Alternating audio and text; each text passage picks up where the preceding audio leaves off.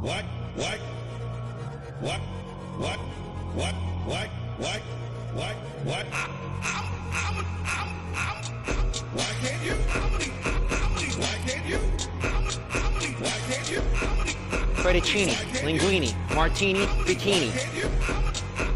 Why can't you? You cry, you're making me cry. Life's hard enough as it is. You don't want to cry anymore. I did this. Why can't you? The girls are fighting, aren't they? Good morning, hello, and welcome to the Headliners. I'm Mikey Famine. I am Tim. Hello, Tim. Welcome in, y'all. This is your favorite not Democrats politics weekly magazine. I'm going to change the name of the show is to We're Not Democrats. We ain't Democrats, so stop. Not your typical liberal. Before you hit enter, we're not Democrats.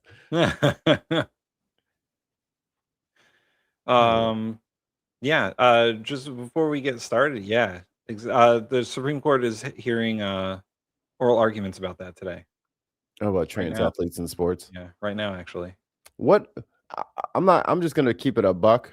What a huge freaking distraction. Yeah. Imagine if it was like, I can't even think of a group that is as small as trans athletes. Like, it's not even just trans people, it's trans athletes, which is like 25% of the 0.5%. You know what I mean? Like, it boils down to like less than 30 people a year, and we're taking it to the goddamn Supreme Court. In statistics, we call that not statistically significant. We're spending more time and effort and money trying to. You could have just let them go on through. It would have been cheaper. All of this bigotry is expensive, brother? Like, everyone's got to get all dressed up, and we got to take that thing, and we got to go to DC and do the whole thing. You could just let them people be in there. I mean, if they win, they win, but everything shows that they're once a trans person enters the chat, they don't just like body the entire lobby. Trans people lose sports all the time, and guess what? Little white kids lose sports all the time too. It's how is the nature of things. Before we get to the show proper, I have a message here from Charlie Angus for everyone. Oh, correct. It's Charlie Angus here from Midas Canada, the Resistance Tour, and I watch the TheBinPodcast Network. You got to watch it. Sign up, follow him. You heard the man. Do what the man says. Like and or subscribe. Else. Or else. He'll find you. Listen. He does it. He's very good at making ransom videos.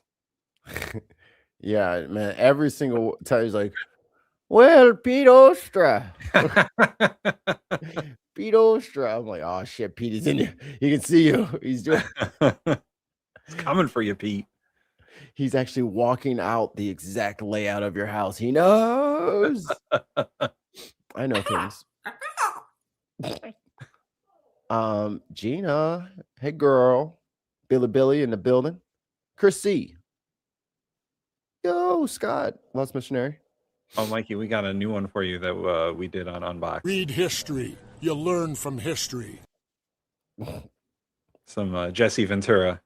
Because I leave you boys alone and Mark is there. Of course he's going to pull out some Jesse the Body Ventura who sounds like if you had to like draw a cartoon of like an old man that like lives in the wood. Jesse Ventura is the voice actor for that character now. Like Radagast the Brown. Yeah. No, what I'm trying to tell you is you just gotta move over to the left or the right sometimes when the snow plow's coming through.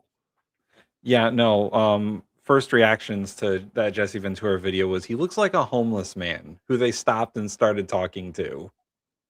Don't you say that about our veterans. That's how they all look. Kind of grizzled. But beard he's coming in all crazy. Listen, he's still got that Jesse Ventura like wrestling promo down, man. He can do a promo like nobody else. What you're not listening to there, Timmy, is that it's all about breath control. He's like a tame Macho Man, or if Macho Man only went to like 5, but Macho Man lived at 13. He lived at 13. I'm Jesse Ventura, and I want you to read my history, eat oysters, and resist tyranny. He's almost got like a grizzled Canadian twang to his voice. That's Minnesota. Yeah. They are frostbitten from birth. It's part of every Minnesotan's rite of passage. They take the infant while still wet, and they put it out into the tundra, and it crystallizes around them. And they bring them back in, defrost them, and now they're officially a Minnesotan. And then they start talking like that. Oh boy. Oh, this is so fun. Like, ridiculous is the right word. Yeah. Breaking news, Trump says killers of protesters will pay a big price and urges Iranians to take over your institutions. What'd you say, Trump? Say what'd you say? Killers of who? You said take over your institutions, huh? What you mean? Go into detail, Trump. Tell us more. Tell us more about how people should rise up against their governments. Give the Iranians detailed steps, perhaps. Listen, I'm not saying that. Trump's saying that. Trump is saying We're it. not saying that. I don't have to say it. Why should I say it? He said Just replace Iranians with Americans. Oh man. Okay. Before we get into the news proper, and hello everyone. Tez, I see you. What up, boy? You called me literally as my alarm clock was going off, and then I started running. So my bad. I'll call you right after the show. What was I talking about? Oh, before we get all the way started with the news, I think that it is hilarious or laughable, better said. How are you going to tell other people that they need to be protesting? when you're supposed to be the president of 2 countries and don't neither one of them like you, but you're going to tell other people in another country that they need to. Okay. I like how he just like social media'd out his wiki where someone put on there that he's the interim president of Venezuela. Come on, bro. You got fake Wikipedia posts out here. This shit is looking real soft. Real soft. My wife saw that. She's like, how do you edit Wikipedia? And I was like, it's not too hard. Ain't nobody trying to like actively put shit on his page. You just have to put something down and people have to agree to it. That's about it. That's what happens on Wikipedia. But I heard Wikipedia was trying to give up, or maybe they were being pressured to give up control so that they can adjust articles that look poorly on the administration. I'm like, and y'all the ones that keep asking me for $2. Every time I go in there, y'all want $2, and now you're trying to sell out. I'm glad I didn't give you the $2. I mean, just put one freaking advertisement up there every 6 months. You'll pay for the website. Like, get out of here. Tell me about it. So this is easy stuff. You can fund yourself. You just want more. Is Wikipedia a nonprofit organization? Because it's wikipedia.org, right? I think so. So, I mean, there's only certain ways they're allowed to fundraise, and advertising's not one of them. Okay. Get rid of your tax exempt status. I mean, yeah, but then they can be bought and sold, you know, it's a slippery slope there.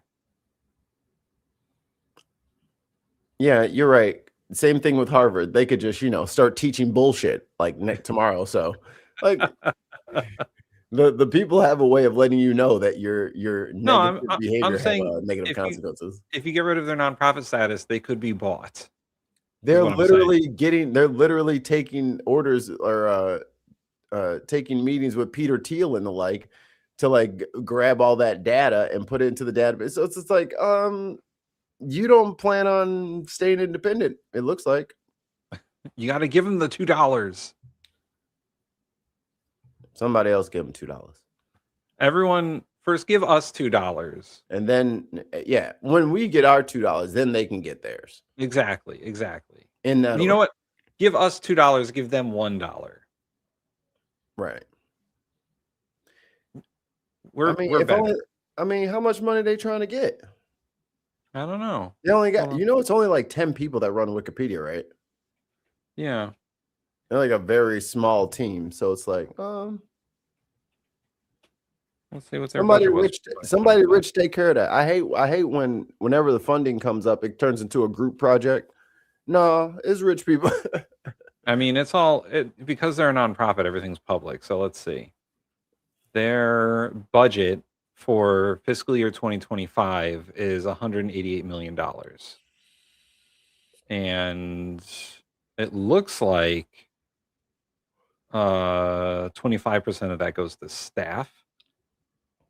57% of it goes to infrastructure of the website. See? So they're good. They're covered. They just want more money.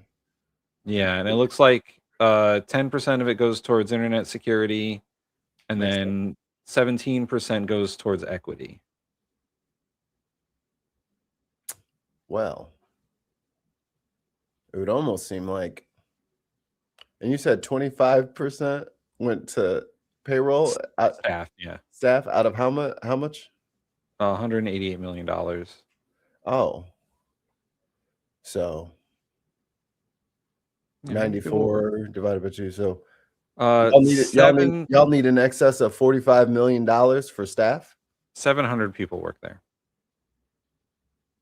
700 as of the end of December 2024. They have offices in 54 countries, and they've actually reduced staff by 10% from 2023. Oh.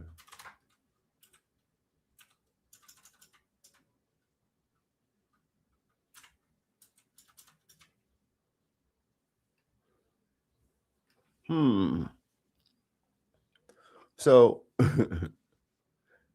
so that's $6,400 per person. Is that what everyone's working and earning? $6,400 a year? I don't believe that.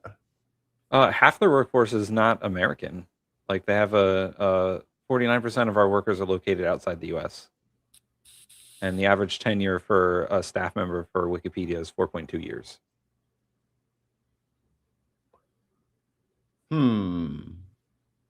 Hey, I just need you to go through thousands of links. I'm going to give you $100 a month. Is that good? Is that good for you? Yeah, that's good. Okay. Something smells. And and like that's just like the 4.5 million divided by 700 employees. There's tiers to that, right? Like everyone's not just, we're a co-op and we all make the same. Like I know that's not happening. So let's see. So they make $188 million a year. Divide that by 25. That's, hold on. Got to add all the zeros. There's a lot of zeros. Yeah. Give us some zeros. Patreon.com/TheBinPodcast. We would like a 0 or 2. That's, I already have one. $7 million divided by 700 people. $10,000 a person. Not a lot. But they're also nonprofits, so some of those people might be volunteers. And you want my $2? They need your $2. They better get a ground news read like everybody else is doing. You better get a ground news. This Wikipedia article brought to you by Raid Shadow Legend. That's okay. You can do an ad read. We won't get mad. Hi, Sarah. I'm gonna start saying, "Oh, I need to go get a clip of Ludo from the Labyrinth saying, Sarah, Sarah, smell bad."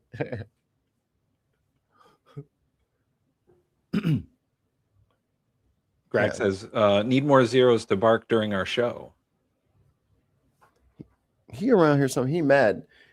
Tim, you heard a little bit of the back end of it. I'm over here getting the coffee together, getting the kids snack together, all this stuff so we can do the show. Our cat, I My thumb is injured because of this cat. I'm trying to walk down the stairs. I'm fighting the laundry dragon. It's like 3:00 in the morning. Or no, it's like 1:00 in the morning. And he's laying on the stairs in the dark. Oh boy. So I start to step on him, feel a cat underneath me. That was me. Sorry. Feel a cat underneath me, and then like grab the railing because my foot can no longer. And I'm like, oh my god, I'm about to fall down the stairs. So I grab it, and then I'm like gripping death grip on the left hand, and I swing, and then I almost put my thumb through the drywall. There's a little nail print in there. Pulled my freaking nail back. You know, the nail bed is like just pulled it back a little bit, just enough for it to burn every time I wash my hands. And I just look at him, and I'm just like, why? And he's running away like, you tried to step on me. It's like, dude, get the fuck off the stairs in the dark. What the hell's wrong with you? Try to make it look like an accident. My dogs are constantly leaving toys on the stairs for me to slip on. Apollo specifically has like this raptor toy that he loves, and he'll just leave it fucking. He's got 3 of them. He'll leave them fucking anywhere. I'm not responsible, but somebody taught the little baby how to throw her toys, and yeah, them little blue pyramid blocks and the green ones at night. Oh man, I'm like, they come to a point. I crumple like foil in the wind. It's just, it's like right on that nerve in the middle of your foot. It's like, oh, yep. That's the only sound that comes out. God. I used to get the dogs used to have like these chewing toys that they would like chew down to a point. Oh yeah. And you would step on it and like your whole world would fall apart after that. I just start seeing equations around me. Just, no, not like this. Oh, here we go. This is some bullshit. See, this is the shit that pisses me off. Guys, that shit just pisses me off, man. Okay. FBI announced that they will not be investigating the ICE officer who murdered Renee Good, and said they will be investigating Renee Good's background. If you only knew how ridiculous that statement is, you wouldn't have said it.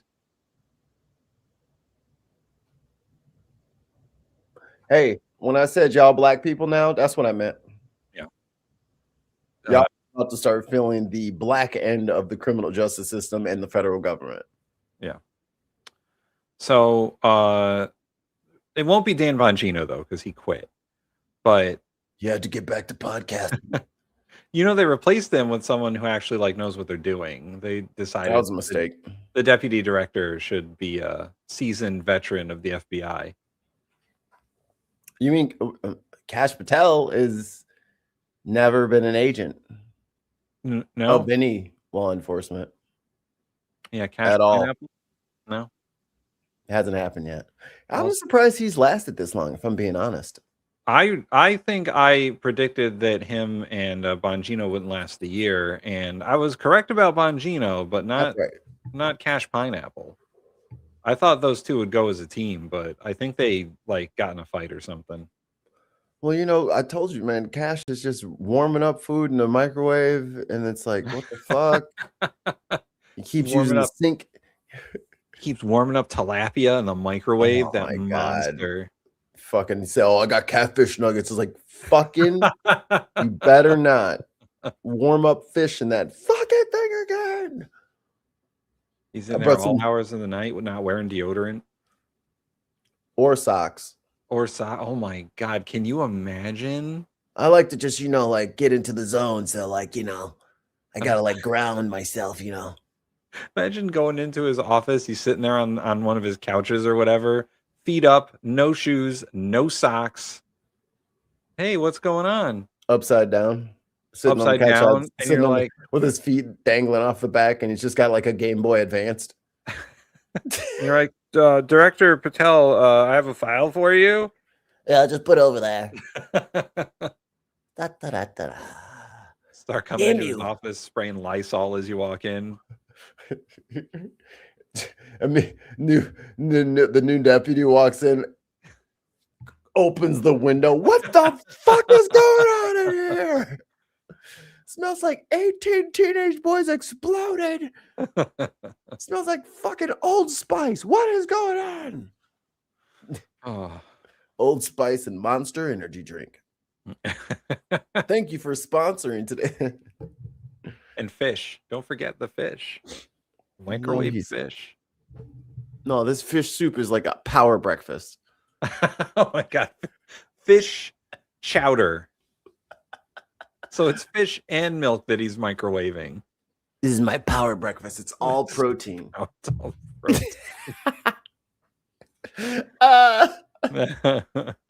My fish porridge. Oh boy. I'm good. I will pass. Oh, disgusting. Disgusting. All right, let's get to this.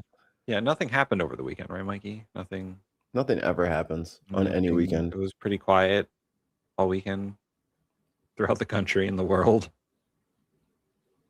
I'm just, like it's bad to like be vindicated all the time. Because at this point, like we're not even keeping score of all the times we've been right at this point, Yeah.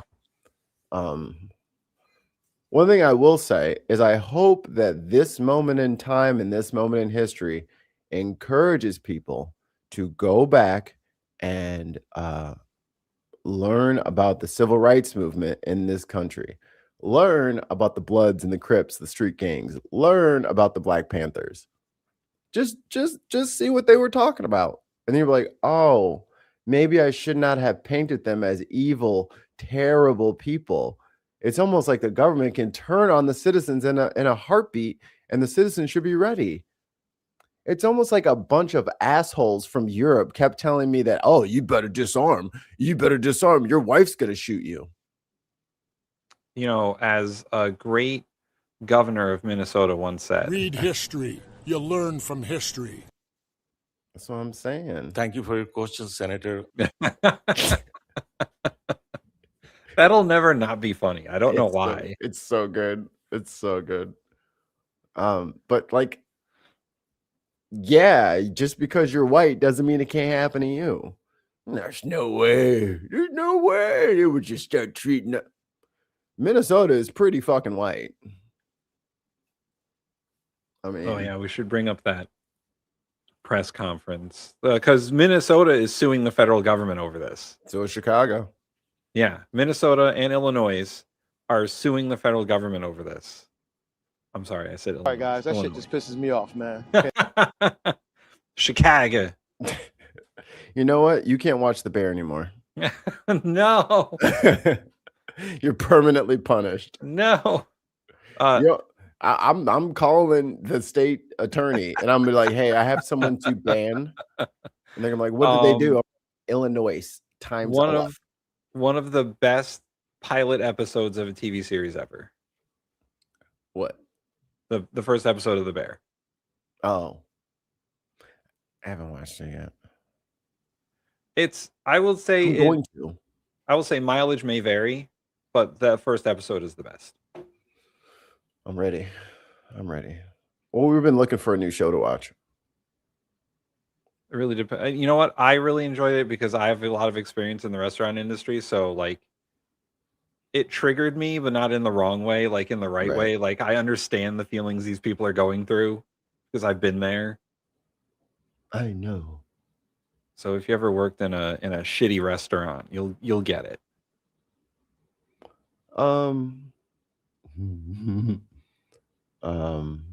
See, Tess says I'm banned too. Telling you, bro, we don't play that shit. You can take your funny ass to Indiana, laugh it up over there. It's easy to say. Get it over there. Let's start with the small stuff because I feel like I find a lot of interesting news, but I heard the Bears made it further in the playoffs. The Bears just got told no for their $1 billion fucking stadium. They want the state to pay for it. Oh, they all want the state to pay for it. That's stadiums for sports teams is one of the biggest fucking scams ever. No, we're not giving you $1 billion. No, you move your ass to Arlington Heights and you leave the fucking lakeshore. I don't care. Why doesn't your multi-million-dollar sports franchise pay for its own fucking stadium? It's almost like they'd have to invest in their own fucking business. Like, no, dude, we're not building your fucking stadium for you. Chicago or Soldier Field belongs to the city. The Bears have always been able to play there because they've had a contract to play there. But it doesn't belong to them. It's not theirs. It doesn't belong to the franchise. It's not their building. They just play in Chicago's building. Yeah. And that kind of stuff really pisses me off, because when the most valuable sports franchise in the entire fucking world, go and check it, the Dallas Cowboys made Arlington pay for their stadium. And Jerry Jones is worth, he's a billionaire, I think. Yeah, I was about to say he's worth several $1 billion. Like, and then he sold the dirt because they had to dig below the like land level to put in the field. He sold the dirt back to the city for even more money. He made a profit off the dirt from the stadium. Hey, do you know that there's going to be a stadium here? This is high value dirt. Like, the property value of this dirt is off the charts. You want some of this. And the city's like, okay. But they make these cities like bid for, like, they give out grants and tax abatements and all these fucking things to these sports stadiums that just ruin their cities. You're talking about the amount of traffic that comes through whenever these games are played or events are held, the amount of infrastructure that has to be built for these stadiums, the amount of time it takes to build the stadiums, the upkeep on the stadiums, like the power draw, the water draw, the amount of trash that gets pumped out of there, the litter that gets all over the neighborhoods in the surrounding blocks. Mm-hmm. I used to live 3 blocks from the Dome in St. Louis. Yeah, you could tell if the Rams were in town or not. Because the entire, like, everything is filled with fucking parked cars. Just everywhere you look, it is parked. I was like, 6th grade, so I didn't I had a bike, bitches. But it would, and then there's just random motherfuckers just walking through the neighborhood, getting lost and shit. And it's just like, that way, the big ass fucking 200-foot bubble. Go over there. From the chat, I would think the stadiums would make money. Yeah, they do make money for the teams and the owners. Hey, Reagan Elite. And here's the other thing. How y'all gonna be charging? What was the Super Bowl? I think the Super Bowl is like $5,000 for the nosebleeds. Yeah. You better spread that wealth, motherfucker, instead of and all the money y'all take from the Super Bowl commercials. The league should be able to finance their own buildings, and just y'all better get together and put your money pools together and purchase your own shit. Yeah. Imagine Netflix being like, "Hey, y'all, I need someone to make me a lattice. Okay, I need someone to make me some ivy, and I need someone to help build with a balcony. Do you want to watch Romeo and Juliet or not?" I'm not building the set. I'm not doing that. You do it. You're the one with the tone that scares the shit out of everybody. You build the set. Do I get to own some of the movie? No.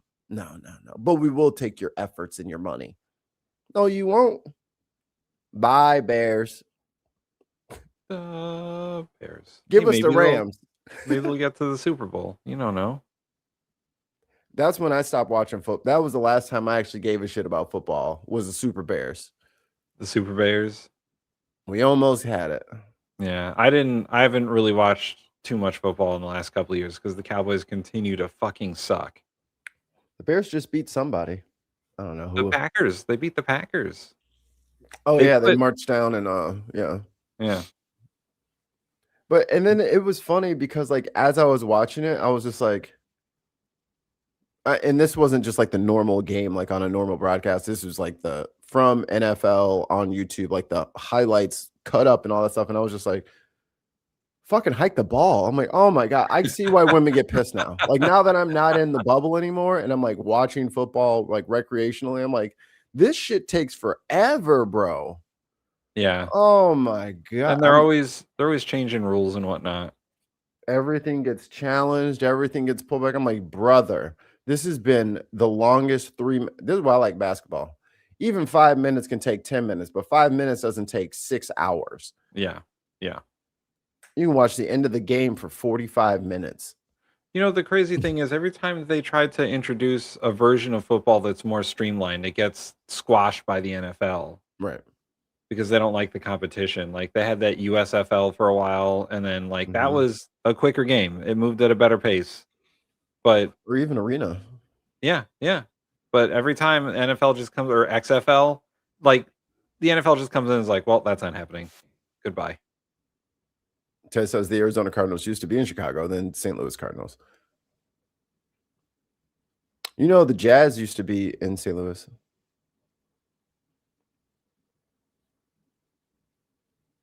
Huh? That's not good. For those just listening, Mikey, and Tim, what the actual fuck? Musk's AI tool, Grok, will be integrated into Pentagon's networks. Oh, good. So the Pentagon will have Mecha Hitler. That's great. He said, okay, listen, Grok, I need, listen, and then the ketamine kicked in all the way. I think he literally took the slider and moved it over one thing, but it's so filled with anti-Semitism and just general Nazi behavior that even just a little click of the slider just like, oh, I'm Mecha Hitler. Like it didn't take much. It didn't take much. I was doing stand-up last night, and I was working on a joke about my wife got an email from her car. And like she got a new car and she got an email from it, and I was like, what would an email from a Cybertruck be like? And I was like, what kind of anti-Semitic Grok shit are you getting in an email from a Cybertruck? Yeah, there you go. Sweet's got it. Grok's the revenge porn machine. Right. Is your Cybertruck sending you revenge porn? Not again.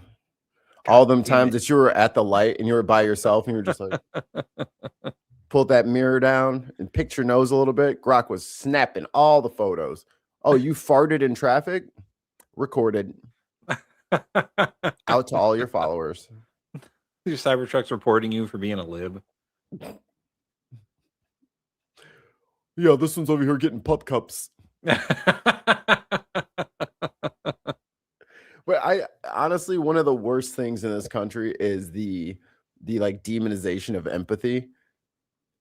I don't care what anyone says. If I see a freaking turtle on its back and I'm driving, I'm pulling over and I'm helping that turtle.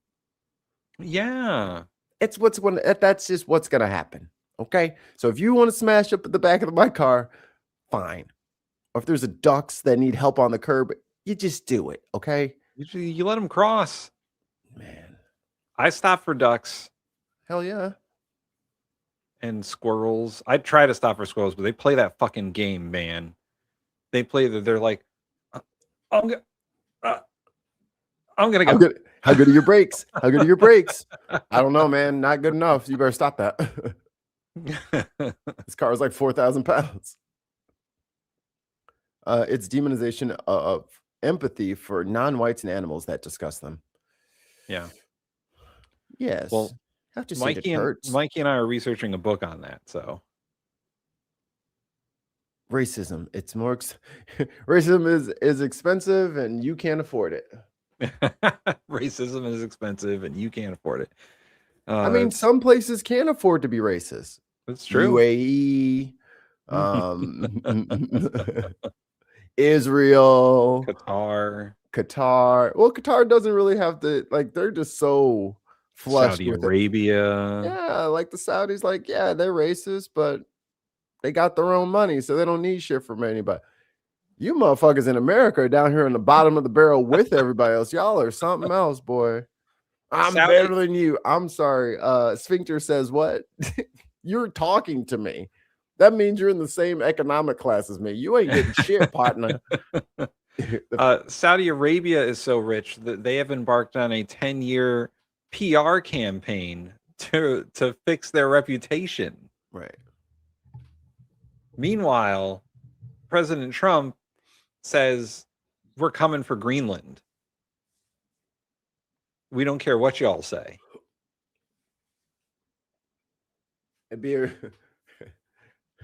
And then if the people in Greenland start having protests, I guess Trump's gonna bomb us if we.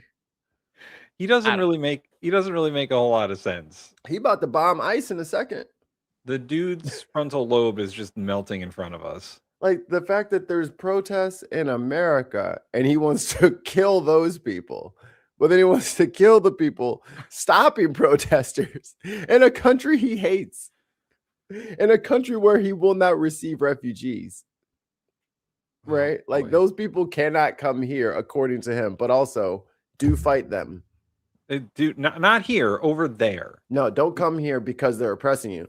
And like I said last week, hey ICE, if Maduro is bad, then that means the migrants had a valid reason for coming here. Yeah. Or the migrants are lying and Maduro should stay. You kind of forked yourself there, you know what I mean? You got to pick one. You can't have your cake and eat it too.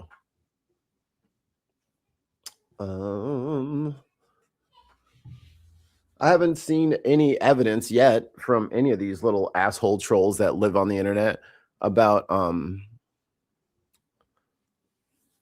anything new with Minneapolis. I will say this. Here, let me do this first. But we did get the ICE agent's camera perspective, and boy, is that damning.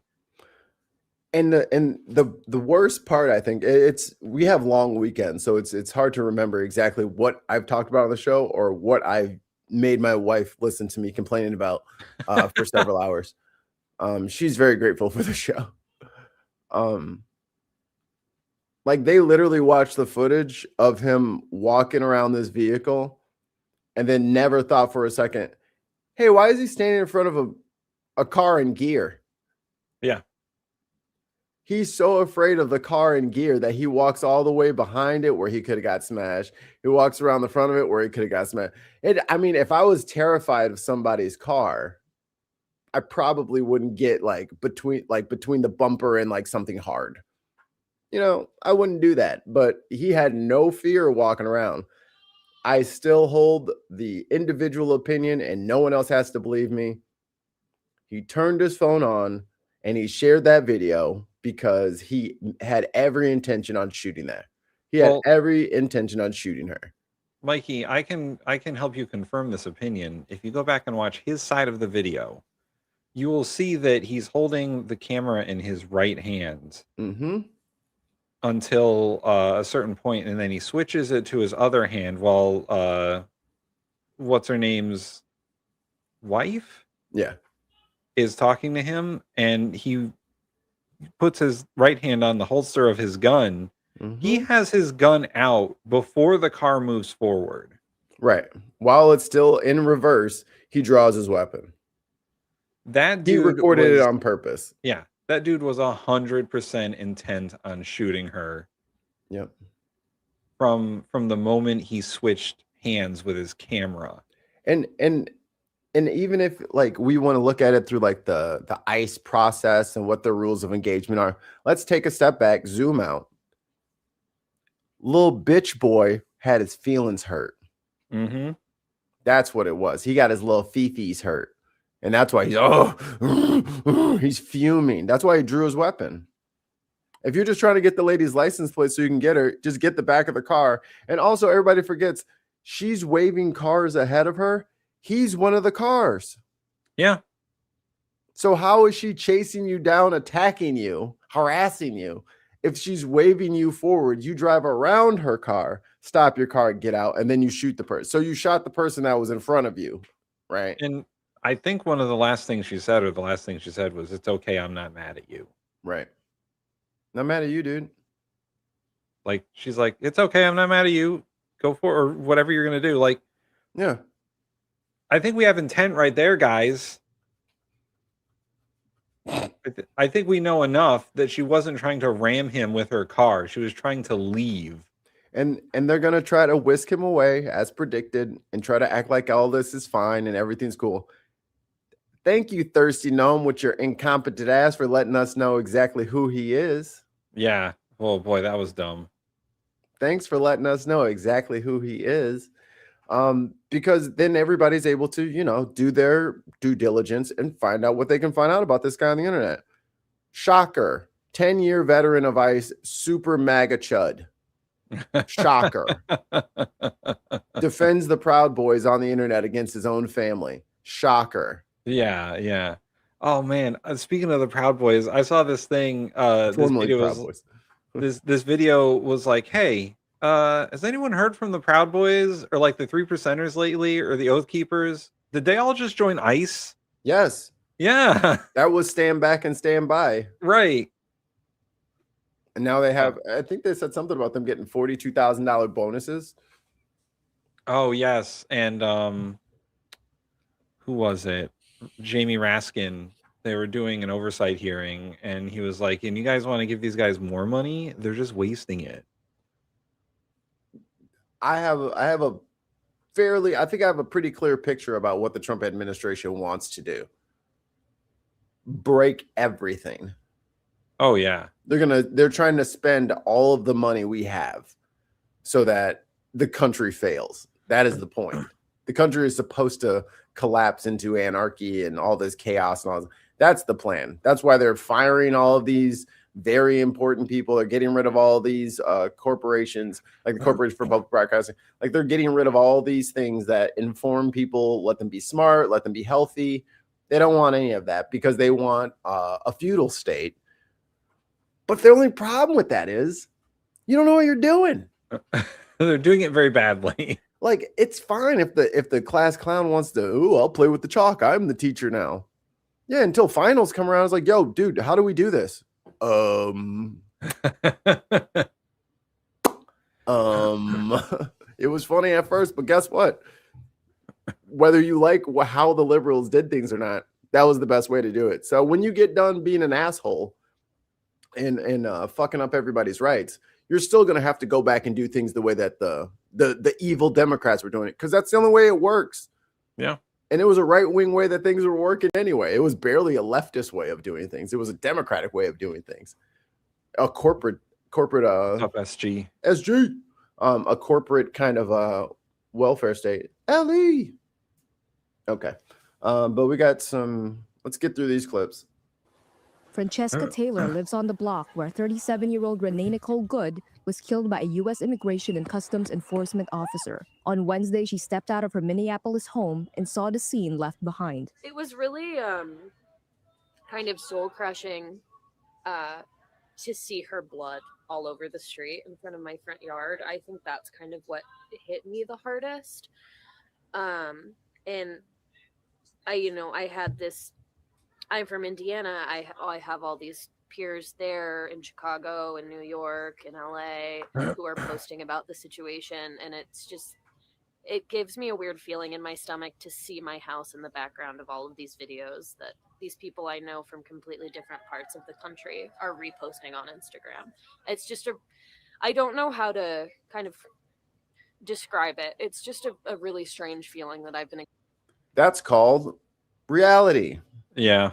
Smacking you in the face. It's not just, St. Louis is kind of crazy anyway. So yeah, North Side of St. Louis, Ferguson. Yeah, they're all bad down there. That's why the news cameras are there. Like, oh yeah, South Side is just so crazy and da da da. Yep. And then it comes to your city, and you're like, oh my God, we're being portrayed in this light that is totally counter to how we actually run our city and how we actually get down and how we're not like that. Why is everyone? Yeah. Neither was fucking St. Louis. Neither was fucking Chicago. You know what I'm saying? Like this is how the lies of media work on people. Like if I just started showing clips about Egypt and all we talked about was Egypt, and then people are just like, oh man, so dusty and sandy. It's like, yeah, on TV. It's you get these weird perceptions of places that you don't visit regularly. But then when you start to see like your intersection, like the way that you turn to get off the highway, the way your shortcut, when that's on TV and you see federal agents run around those areas, when I'm riding the bus in St. Louis and I see MRAPs driving down the highway, yeah, it gets really, really real. Experiencing since I walked out of my house, over 24 hours ago. By Thursday, her street had become a gathering place, filled with flowers, candles, and protest signs. calling for immigration agents to leave the neighborhood. Taylor feels that her community has been attacked by the Trump administration.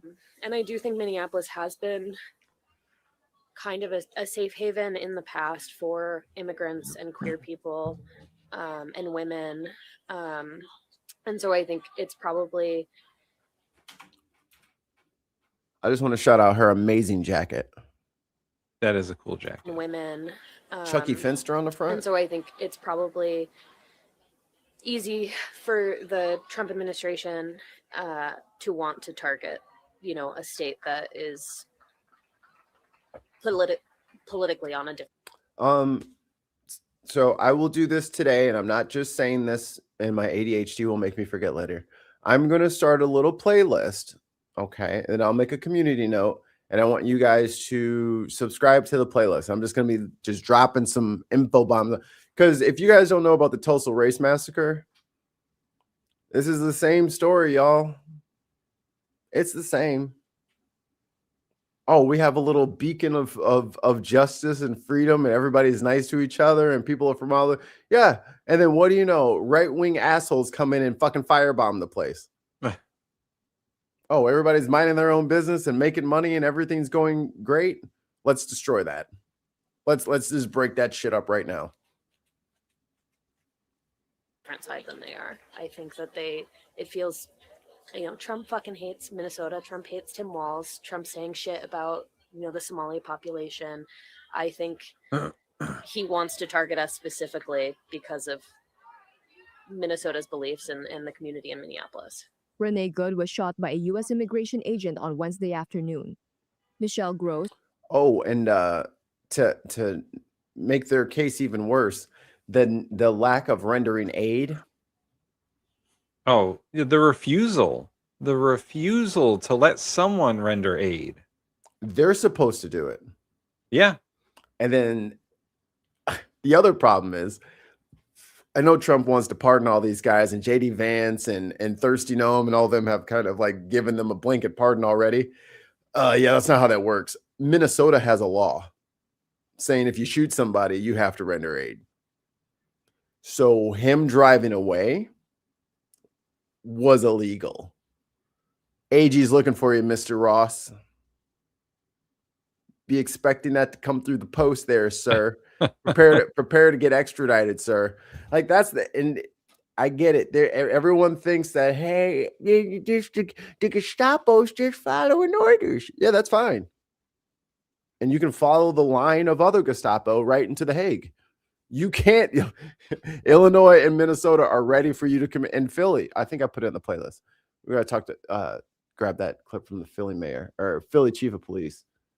She is amazing. Let me grab it real quick. Why does this happen to me? Where's the video? It's gone. Why? But why is it gone, Tim? I can't spell. What the? Philadelphia is a hard one.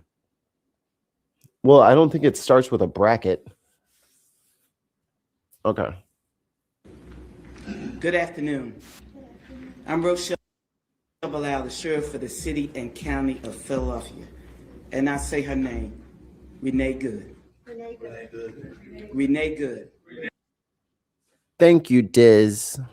I appreciate the love from across the pond. Renee Good. Renee Good. Renee Good. This should not have happened, but we're here today. Let know that law enforcement professionals, real ones, not the fake made up ICE, probably Trump's new army to attack citizens of the United States. Did you hear what I said? No law enforcement professional wears a mask. None. Those that come into our communities wearing a mask to commit crime, thank God for our district attorney, Larry Krasner, who say he's going to lock them up. And I'm saying now, we are not going to whisk you away for them to hide your identity, because when you do it there, you're getting arrested there. No whisk away for them to hide you. None of that here. None of that here. Law enforcement professionals do not shoot at moving vehicles. I'm not saying fleeing because she wasn't fleeing. She was getting out of the way. Law enforcement professionals do not stand in front of moving vehicles invoking an action that is illegal. Hello. No, we don't. Your Honor, I walked on the train tracks, and then the suspect began approaching. He kept approaching me, Your Honor. I had no choice. The train Thank you for your conductor? question, Senator. The train conductor? Yes, Your Honor. He was coming directly at me. Were you on the track? I don't know how that's relevant, but yeah, you can't stand on the train tracks and complain about the train. And so we stand here today with all those who stand against the made-up, fake, what you can call ICE, professional law enforcement. I don't call them none of that. I call them made-up, fake, wannabe law enforcement. Because what they do is against not only legal law, but the moral law. You know you mad when you making bad analogies and shit and just everybody rolling with it. You know you mad. So I'm with the DA, and we will work with them. If any of them want to come in this city and commit a crime, you will not be able to hide. Nobody will wish you off. You don't want this smoke. Because we will bring it to you. And you know that's going on the soundboard. Are you kidding me? You don't want this smoke? Yo, you don't want to mess with Philadelphia PD. Nobody will wish you off. You don't want this smoke. I missed it. Hide. Nobody will wish you off. You don't want this smoke. Because we will bring it to you. Free delivery on Sundays. Fuck the hell off. Whatever they call them. Because I can't say the name, but the criminal in the White House would not be able to keep you from going to jail. Damn. Renee Good should be here today. And to her family, we are saying law enforcement professionals are not the ones here in this city that would do that. But here's the last thing that I would say. Law enforcement professionals around the country do their job. And we have been fighting for years to build that bridge between us and our communities. You have one negative nutcase that causes this problem, and now we all have to fight again to let people know law enforcement works with communities. These crimes would not be down if we didn't have communities work with us. And again, this is all for what? Immigration? Nah, it hasn't been for immigration. You sending Border Patrol to Minnesota? And you looking for brown people? You not worried about all the Albertans sneaking across the lake in longboats? Like what? I mean, you better hold. Hey, you better not fucking jaywalk. I mean, you better not double park.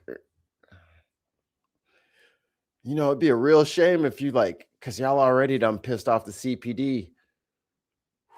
You got a different plate on the front than in the back. You in trouble, brother. They finna impound your shit. I tried to remove it. Oh, stop, Tim. Fuck. We gotta stop hitting buttons at the same time. I saw yours was popping up there. Oh, I see. So I tried to get out of the way.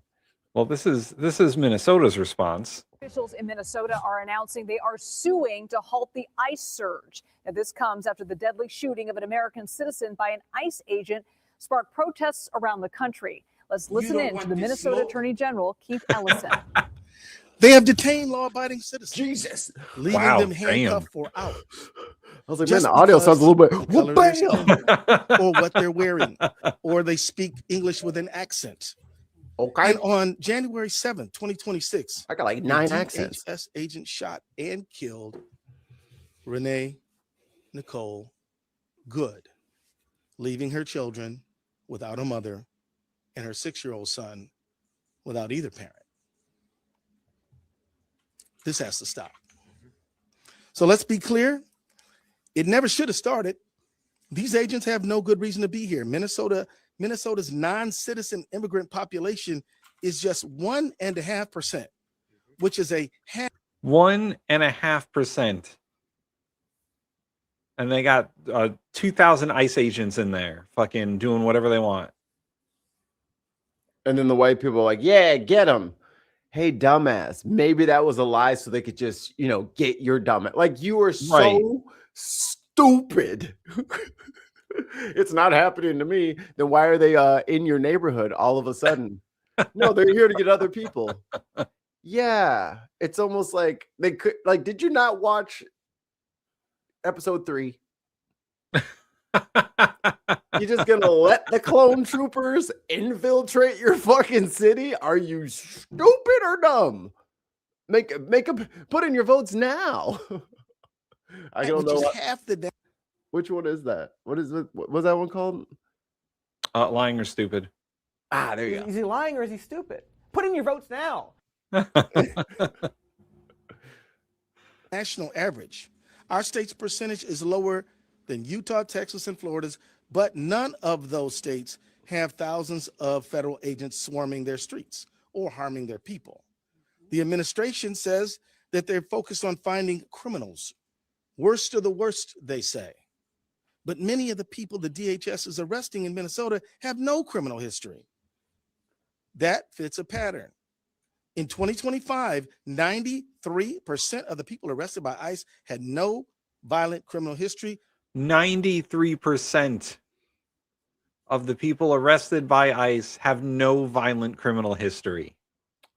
Tim, it's violent to be here. It is America is a violent place. That is true. They're violently getting taxed to bejesus and getting literally nothing for it. And they're like, get them out of here. I don't like that they're helping out. 65% had no criminal convictions at all. More than half. No criminal history at all. Oh, this is driving them insane. Oh, yeah. Yeah. Insane. That must be the playbook, right? Incite a riot and then arrest the rioters, do damage to the rioters, stop the unrest, claim that Minnesota is unlawful, declare martial law. And then no midterms. And then no midterms. That's what he's trying. But guess what? Just stand out there in the cold. They're from Minnesota. They're built for this shit. Yeah. These little Texas boys are like, hey, hold on, Tim. Which border in Minnesota? It's like 4 hours, 6 hours away. The Canadians aren't streaming in, that's for sure. That's for sure. Hey, Tim. What? If you were gonna not us, obviously, but if people were standing out in front of ICE agents, what would you? If you were standing out in front of a line of ICE, what would you say? You know what? Here's an example. I just saw your wife's OnlyFans because you're not at home. Holy shit, brother. I'm on my way over there. She's got a Patreon exclusive. If you give $20, you could just go for the film. It's amazing. Yo, I heard someone's blowing your wife's back out right now, brother. Because you're not going home for 2 more months. Yeah, she's getting that Amazon guy is going bananas right now. Oh man, I saw your wife was on Pornhub. One of those. My husband's not home, but my neighbor is porns. I had to let the milkman in. Please, sir. How else can I pay you? I have no money. My husband, he's with the ICE, you see. I'm here all alone. He spent his $40,000 bonus on guns. He spent it on lifting his F-150. He got the big knobby tires, and now we're destitute. He spent it all on a lift kit. And LED lights. I'm so alone. If only someone could comfort me. Oh no, not again. This dude keeps getting arrested by ICE. Oh, God. Robbie Road Streamer, the guy dressed up in the giraffe costume. That's the second time he's been arrested by ICE. They don't like giraffes, man. They just don't like him. Is that I mean, all he does is think. Is that he the sings animal of the? songs. Is that the animal of the resistance? I think the frog suit is the animal of the resistance, isn't it? I don't know, man. That But Portland frog. It's so close to that Pepe the Frog meme. And it's Yeah, just like, it's. I would prefer if it was the giraffe. I think the giraffe is the way to go. I think everyone should just giraffe it up. I'd be an okapi, the best, most noblest of creatures. My favorite. Okapis forever. And randomly stop. Oh, go ahead. People in the street because their skin color isn't the one that they expect or want, isn't doing a thing to help public safety. I've heard the administration talk about fraud. No, not the 43 fraud convictions the president has, or the $43 million fraudsters the president has. You can get anything on DoorDash nowadays. But instead, Who are we saying kidding? They that don't have ICE lives. is here to look for fraud somehow. You know, we work with federal government all the time, and if the federal government wants to help us with forensic accountants, we're open to that conversation. Right. But these ICE agents who are engaged, They don't know in how the to do behavior that math. they're engaged in, are not helping public safety at all. Immigration enforcement agents aren't trained to investigate fraud, and randomly stopping people on the street. They're barely trained. I heard a report that ICE agents are supposed to have about 6 months of training. Like before Trump took over ICE and all that, they had about 6 months of training. They That's cut too long, it down. Tim.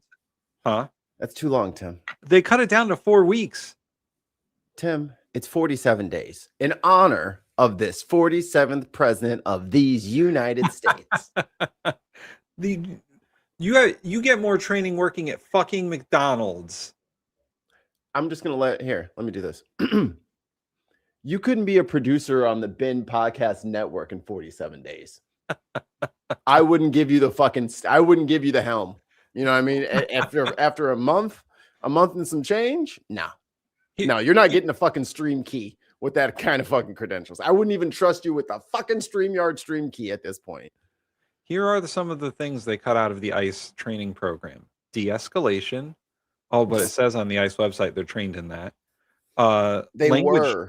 Language training. No, trained, past tense. Yeah. Past tense. They are trained. Were trained. Have been trained. Most of the SOP is gone. Like standard operating procedures, just right out the fucking window.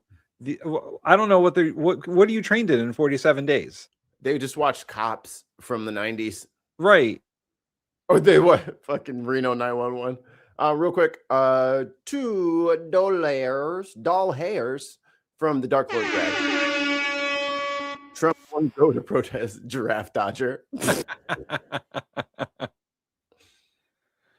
It's fun. You don't like their accent isn't going to stop fraud. He dodged the draft 5 times. So enforcing federal immigration law and fighting Bone fraud spurs. are just Bone pretext spurs. for this surge. The real reason, it's no secret. Donald Trump and his administration have been targeting people, cities, and states that don't agree with them politically. He singled out Minnesota countless times. He's called us corrupt and crooked. He's attacked our funding to the tune of billions of dollars, which we are challenging. And we fought back, of course. He's attacked programs that Minnesotans rely on and tried to shut them down and pay taxes for. And he's attacked Minnesotans with despicable, racist, xenophobic language. The truth is, Donald Trump doesn't seem to like our state very much. But what's that about? He does not like screen. He doesn't eggs like and ham. our best in the nation, safe and secure elections. And sometimes he doesn't like who we choose in them.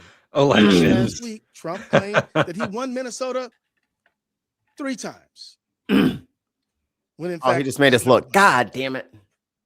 he doesn't like how we take care of each other. Wait, how many Or, times in he fact, won he's never Minnesota? won Minnesota. Oh, he's never won Minnesota. He Oh doesn't man. like how we Oh. take care of each other or how we make sure our Boom, kids have boom, enough to boom, eat. He doesn't like the strength that immigrant communities bring to our state. And he doesn't seem to like that we protect our neighbors no matter where they were born. Yo, In it's short, corny to Trump's not like tar- people because of Trump's their food tar- and shit. That's the Trump corny. administration's decision to target Minnesota and Living Twin in Cities is America, motivated you by a know. desire to retaliate against Trump's perceived political opponents, who are the people of the state of Minnesota and Twin Cities, rather than any good faith concerns about immigration enforcement, public safety, or law enforcement. In conclusion, I didn't have the pleasure and the benefit of knowing Renee Nicole Good. 2 years But minimum. her friends and family knew her as someone who was kind, someone who loved her family deeply, and someone willing to stand up for her neighbors. That sounds like the Minnesota that I know. The administration wants to paint false political narratives about us, but we know who we are and we know our rights. The Constitution gives Minnesota the sovereign authority to protect health and well-being of every single person who lives on our borders. The Constitution gives us the right to vote for who we want, pray however we want, and be whoever we want without fear of being. The Constitution does that? In this country? In which amendment is that? Which amendments are It's those? probably buried somewhere deep in the First Amendment. You can literally see it through the cover page. You know what I'm saying? Like, it's so much ink on that first one. You can probably just see it through the, yeah. Just saying. Oh. Being racially profiled, assaulted, or killed in our own communities. We're going to defend those rights because, as much as they like to believe it, DHS is not above the law, and the people of Minnesota are certainly not beneath it. Let me now bring forward my mayor, the mayor where I go home at night and is doing a wonderful. Whoa, buddy. Calm down a little bit. Where do you go home at night? Hold on, bro. How much you trying to? You supposed to be telling us all this? What's going on? Hey. Oversharing. TMI. Job protecting our city, Mayor Jacob Fry. By the way, Mayor Jacob Fry, who got an S rank on Unboxed. So I want to address this real quick. Diz from 66 says, "I'm glad these guys can still laugh. I don't think I would be." So being upset and being scared and being sad is a choice. At the end of the day, it is. I've decided, my family's decided, and I think Tim and his are of the same mind. You got to earn my fear. They have not earned it. They are attacking the weakest amongst us to try to prove that they are mighty. But if you look at the metrics, we're talking about maybe 1 million psychopaths in a country of 340 million. It looks worse than it is. Yeah, But, they want you to think that it's. I mean, if you listen to certain channels on the YouTube, it's doomsaying all the time. Yeah, and I don't think we want to doomsay all the time because there are some things that are going, pretty okay. Like, it's not all doom and gloom. It sucks to live in Minnesota right now. Yeah, it really sucks to live in Minnesota right now. And I'm sure Mark can tell you that he lives there. But it's really a perspective thing, and I don't know if Greg is still in the chat, but I've taken up my own personal motto of you will not break me. Right. And this isn't something that I'm gonna let get to me or break me or make me angry. And the laughing is to try and get through it. I think it's partial cope, but I think it's also important to remember that there is an outside lens that this needs to be looked at through. And if you just look at it through your own personal lens, and I'm so afraid for my safety and this, and my family, and this, if you only worry about you, then you're just going to be scared all the time. But if you think as a group, if you think as a community, as a country, as a nation, as a people, it's different. Then this is a pest that is biting us in sensitive areas rather than an oppressive overlord that's going to come. You know what I'm saying?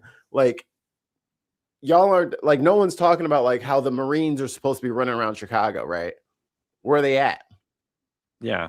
He said it, and everyone, the fear in it, like it got them all ready. So they were ready for the Army and the Marines to be here and ready to just be dodging tank shells. Where is it? You can't panic until you have something to panic about. Yeah. Don't panic before it's necessary. And I think that Mikey and I are somewhat desensitized to some of it because we're already dead inside. Because we intake so much news. We intake so many politics. Like it's a little bit desensitizing to take in that much. It's like we are not brain, normies, I forget. Yeah, like we're not normal people. The people who watch the news all the time are not normal people. Like that's not and there he goes. Hold on. So I think it's, we take it from the perspective of also this is supposed to be an entertainment show. Us making fun of things is sort of our way of entertaining ourselves and entertaining you guys. Tons of Mice says it always sucks to live in Arkansas. From the vertical chat, it just sucks to live in Minnesota anyway. Not today, any day. And Diz says, I appreciate your honesty. You're right. It's a choice. I mean, listen, I think everyone has different reactions to situations. And, it's a fight or flight response for the most part, right? That's what most human responses are. So yeah, it is desensitization. Yeah. I know that a lot of people that watch this show are taking a lot of news too. And everyone in the UK and Europe has and in Canada has their own news to fucking intake about their countries. And America is just particularly insane at the moment. Like we have a lot of stuff going on. We're randomly invading other countries and declaring that certain things are ours that aren't actually ours. Like, our president is literally above the law, according to the Supreme Court. And there's nothing that any of us can do about it until he's gone one way or the other. Like until he's not president anymore. But all these people that are under him are not as protected as he is by the presidential immunity. These ICE agents are not going to be protected from presidential immunity because they're not the president. So that is one silver lining. I think we have a comment from the chat. Where were you when Biden was above the law or Obama?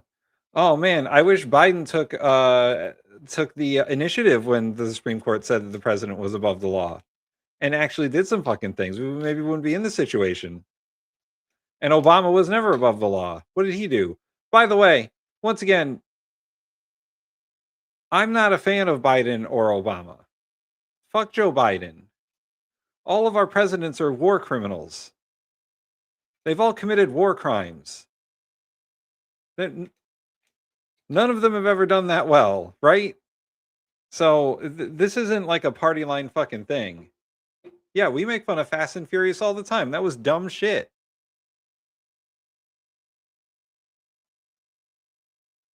Can Maduro claim presidential immunity? Check reverse Uno card that ass. Reverse Uno card. There's a rebellion in there. We got a chat. Another person who thinks that we are pro Obama and pro Biden.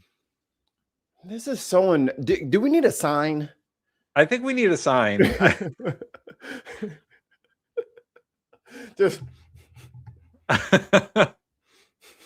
We just need a banner that says "We hate Biden too" going across the bottom. Hold on, I got one.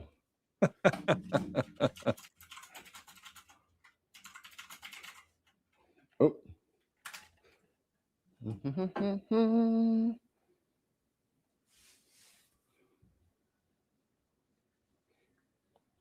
Yeah, you're in the wrong show. Please go ahead and hit the refresh button or back unsubscribe if you're that guy. Just leave. Don't come back here. Because I'm not about to do this. We can't do this every fucking show where we have to explain to everybody that is you're in the wrong place. Okay. Just maybe listen and then figure out where you are and then make your comments because you don't know where you are. Go back and watch our 400 other episodes and you will see. Oh, God, every freaking day we got to do this every day. And then sporadically throughout the show when someone like reasserts the thing that isn't true in the bro, we ain't got time for this. All right. Justifina! Hey girl! Hi, Justifina. She has another longer post. Here we go. Oh shit. Hey girl. Okay. Society now.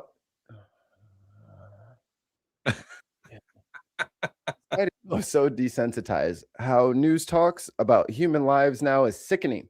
I'm from Canada. We're keeping our elbows up, bud. And we do our own crazy things. My mom has so many senior American friends. She is so passionate and posts every day on Facebook about daily news in America. I should turn her to this podcast because she always has a lot to say. Yes, please. Yeah. And I'm sorry that Halo died and we don't play video games with you anymore. Oh my God, yeah. It's been a minute, girl. See, a perfectly fine human in Canada. That's where we need to be. Hey, Canada. Hey, Canada, we're having a new competition. It's called Who Wants This American? And now come on, BC. Oh, dude, can you imagine if there was like a draft? Oh my God. The Canadian American draft. Oh, dude, I wish we made sketches. This would be epic. Oh this my would God. be the sketch comedy. Write it down, Tim. Write it down. We're gonna all right. This is a bit. We're gonna write this after the show. This is all a right. bit. We got to get Mark and Ollie can be the one drafting people. No. I'm saying a bit for you. Oh, a bit for me. We're gonna workshop this. Okay. All right. And then we can try to like you got the combine. So you have to have some sort of Canadian combine. Can you imagine Americans have to sample different types of maple syrup and figure out which one's Canadian, which one's not? You got to be able to tell. You want to fucking be the best of the best? I mean, what's your 440 time? How many in the 440 is the 4 different types of syrup and you only get 40 milliliters to taste. It's your 40 time. Yo. Oh, British Columbia. Say less. The West Coast. Oh shit, for real? Oh yeah, that's right. Yeah, but it is. She's right. It is expensive. Are you kidding? Not yet. No. Come on, man. We just said y'all got to look back at the other stuff, and he don't even know what country we in. But you over here said, how you not know if we? I mean, we're not. Mikey's close. So are you. Yeah, I guess I'm a good 6 hours from the Canadian border. It's a day drive to get to the Canadian border. How you ask this and then ask, are you Canadian? This is what I'm talking about. I can't do it. We can't do it every day. I can't. But while the country has locked on to one story of ICE violence, there's another one going untold. Developing tonight, we're hearing from the family of a man who authorities say was firing gunshots in celebration of the new year when he was shot and killed by an off-duty ICE agent. Fox 11's Rachel Aragon joining us live from Universal City, where the family's attorney is calling for fuck you an investigation. Rachel? Yeah, thorough investigation. Yeah, I'm Sagat, motherfucker. What's up? Yeah. He's tiger kneeing people all over the place. Tiger uppercut. According to the attorney and the family, of course, that means to them, police interview everyone in the area that night on New Year's Eve to see if, in fact, Keith Porter shot towards that off-duty officer. But according to the family attorney I talked to earlier today, why they got her on the side of the road when it's literally like Russia and there's like the fucking Indy 500 on the street right now, and she's. Sorry, y'all. We are very particular about our journalism and how they should be doing. Yeah, like there's a story. There is a producer and a cameraman there who could have been like, let's move over a little bit. Wait for the light to turn red. He says as of now, he sees no evidence that Porter himself was a threat that night. It's hard. Oh my God, he just loves so deeply. Just days into the new year, the mother of 43-year-old Keith Porter is still filled with grief and disbelief. According to law enforcement, her son Keith fired celebratory gunshots into the air with an AR-15 style rifle outside his apartment complex on New Year's Eve. Armed with an AR-15 rifle, possibly suffering from a gunshot wound. An LAPD report states the off-duty federal officer confronted Porter, identified himself as law enforcement, and claims Porter. Now, when you say law enforcement, does that mean like a peace officer or like an auditor? Because I mean, they both or a lawyer, because they're both law enforcement. You know what I mean? Because it's very interesting how they keep trying to represent themselves as fucking cops when they're fucking not. Like that. Like, I'm sorry if they like that should be a crime already. If you're a park ranger and then you're like, pulling people over in like another state, you should get in trouble. And I'm pretty sure you're completely out of your jurisdiction to just be, I'm going to enforce actions against this citizen. You don't have the power to do that, buddy. You know what you have the power to do? Get on your fucking cell phone and call 911 and let the fucking cops show up legally. You need the cops there. You're not a fucking cop. And I hate how they keep fucking trying to blend the word of officer and law enforcement. No. Peace officers, police who have the squad car, the fucking Andy Griffith shit is not ICE. ICE did not fucking exist before 2001, before 9/11 or 2002. Like pre 9/11, this shit wasn't even a thing. Yeah. This Department of Homeland shit wasn't a thing. Nope. It was part of the like some offshoot of the interior or whatever that just turned into this paramilitary group. You're not a fucking cop, dude. You don't respond to fucking every single, there's a bump in the night, let me just show up because no, you're not. They don't even have enough training to be cops. And cops don't even know shit. Fired toward him prompted the officer to return fire. What should have been a simple arrest and possible a citation has turned into a death sentence. The family's attorney says this all could have been avoided. But instead of staying in his apartment for a trained law enforcement officer from LAPD to respond, he made the premeditated. Same thing as Zimmerman. Hey, stay in the car. Stop following that person. You don't have any authority to stop that person and ask them anything. Stay away. Stay away. Also, I mean, he could have called the LAPD and waited for them. They don't have the best record with handling people either. Like, right. And calculated decision to grab a firearm. Fox 11 reached out to the Department of Homeland Security. In a statement, the department said the off-duty ICE officer bravely responded to an active shooter situation at his. See how they just make shit up. Bravely responded. Everybody in the apartment complex said he was shooting in the air for the new year.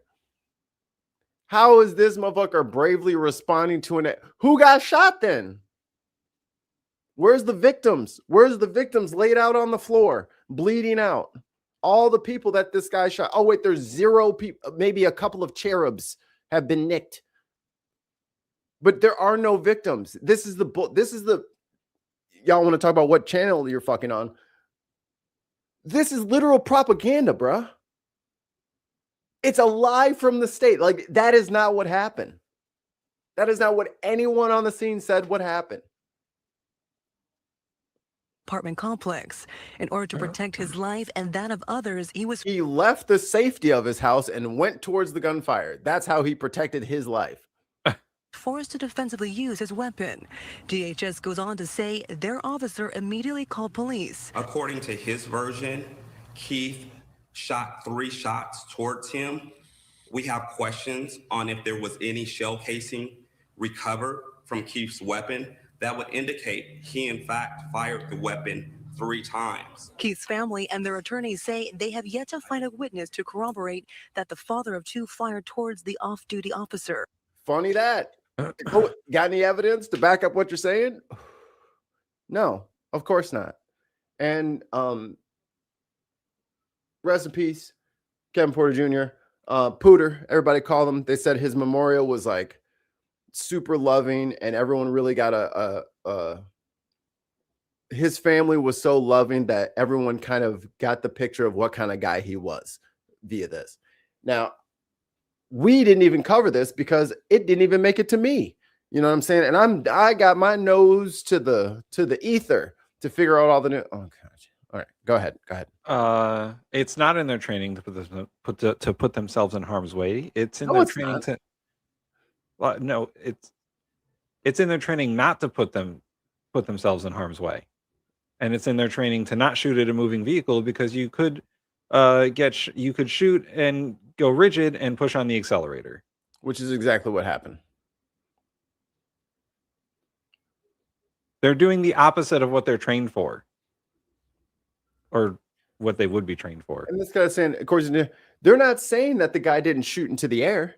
Everyone's saying he shot up in the air. And then Dickhead, from everyone else's stories, they say Dickhead came out of his apartment yelling and screaming, threatening people. And Kevin told him to go suck his dick or whatever, or fuck you. Don't tell me what to fucking do. And then homie decides to shoot him. Right? So that's why they're asking, where's all the forensic evidence? Where's the shell casings? I mean, the attorney. The shell casings will drop where you fired the gun unless you moved them. Yeah. Well, so this should be 3 shell casings over here and then 2 shell casings over here, right? That's what we should see. Where is that? Yeah. Well, even the attorney for the victim said that this should have been an arrest and a fine at most. Right. It's a citation. No, DHS tells me they're referring any further questions to LAPD, which is currently investigating. We reached out to LAPD earlier today to see if they have yet to identify that off-duty ICE agent. They responded saying, as of right. And off-duty as well. Yeah, he wasn't even. He was just a civilian at that point. Yeah, just a civilian, not minding his own fucking business, shooting people. And people do need to mind their own fucking business. Mind your own fucking business, bro. Mind your own fucking business. That's okay. It is a dangerous game they play. Thinking that Good afternoon. We'll just oppress them. It'll be fun. Okay. Have you met Americans? Have you traveled around the world? Do you know what our reputation is? And you want to do what with them? Okay. Francesca. Best of luck to you. Okay. Got a follow-up. That breaking news from the 7 investigators. A local judge accused of making racist and homophobic comments is vacating her position after being removed from her docket more than a year ago. It's bye. Story the 7 investigators first broke in September of 2024. 7 investigator Heather Cataldo is here with what she has learned. This has been a long process. You'll recall we revealed recordings of Judge Kathleen Ryan making some shocking statements. Judge Ryan has essentially been on paid leave for 15 months and once described herself in those recordings as untouchable. The Judicial Tenure Commission has been investigating this for more than a year, but they did not take action against her. Her lawyers confirming to me late today that she is I mean, that's bound to happen. For her position. It's going to be fucking gutted. I imagine there's going to be the brain drain is intense at this point. Well, this was the same thing that, I mean, this is on a different level, but that's the same thing that happened when they wanted him to investigate Jack Smith. Oh, yeah. A bunch of people resigned. And that one, Liz Oyer, our favorite pardon attorney, she left because he was like, no, give Mel Gibson his fucking guns back, even though he's threatened to assassinate his family several times on recording. You know, like burn the house down with everybody. Like the dude's fucking unhinged. He's like, oh, I was just a little drunk and I got angry. It's like, what? What? No, you can't have your guns back. And they're like, you're gonna give Mel Gibson his guns back, or you're gonna get fired. She's like, I quit. Fuck you. I'm not doing it. I'm not doing that shit. What if he kills somebody? People are gonna quit and resign until they find someone who's willing to do it. But how many people are gonna quit before they find someone who's willing to do it? I mean, there's such a brain drain in these prosecutor offices now that nobody wants to work with the Justice Department. Right. If only the Justice Department had other things to do. Yeah. Like making sure they're not ripping you guys off. But hey, as long as the brown people are getting punished, hey, who cares if all of the other financial regulations, which we're going to get into, who cares if those are being the guardrails are just being removed screw by screw? Who cares?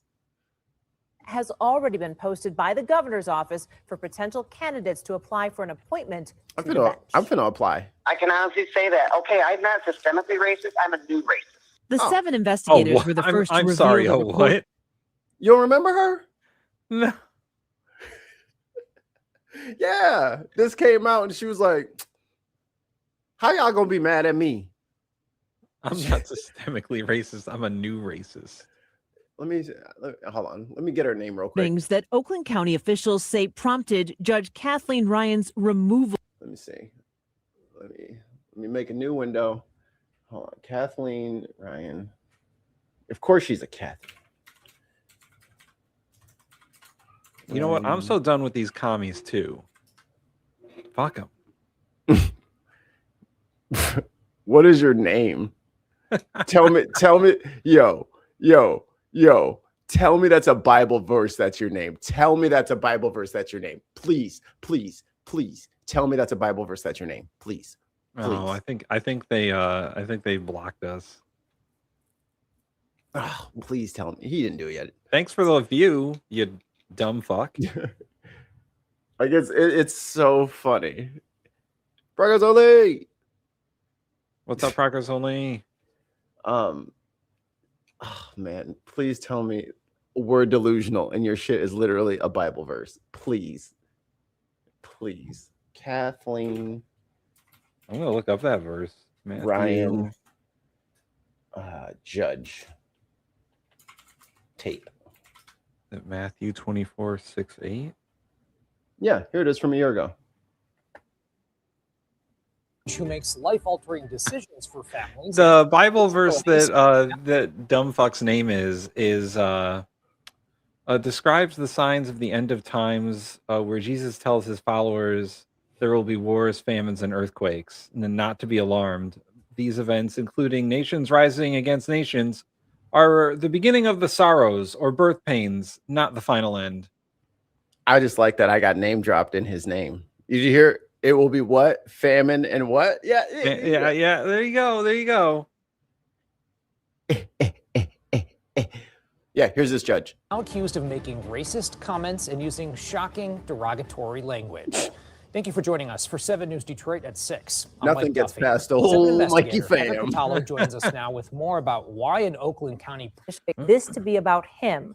Hutton says he's coming forward now because he wants to protect the people who have to face Judge Ryan in the courtroom.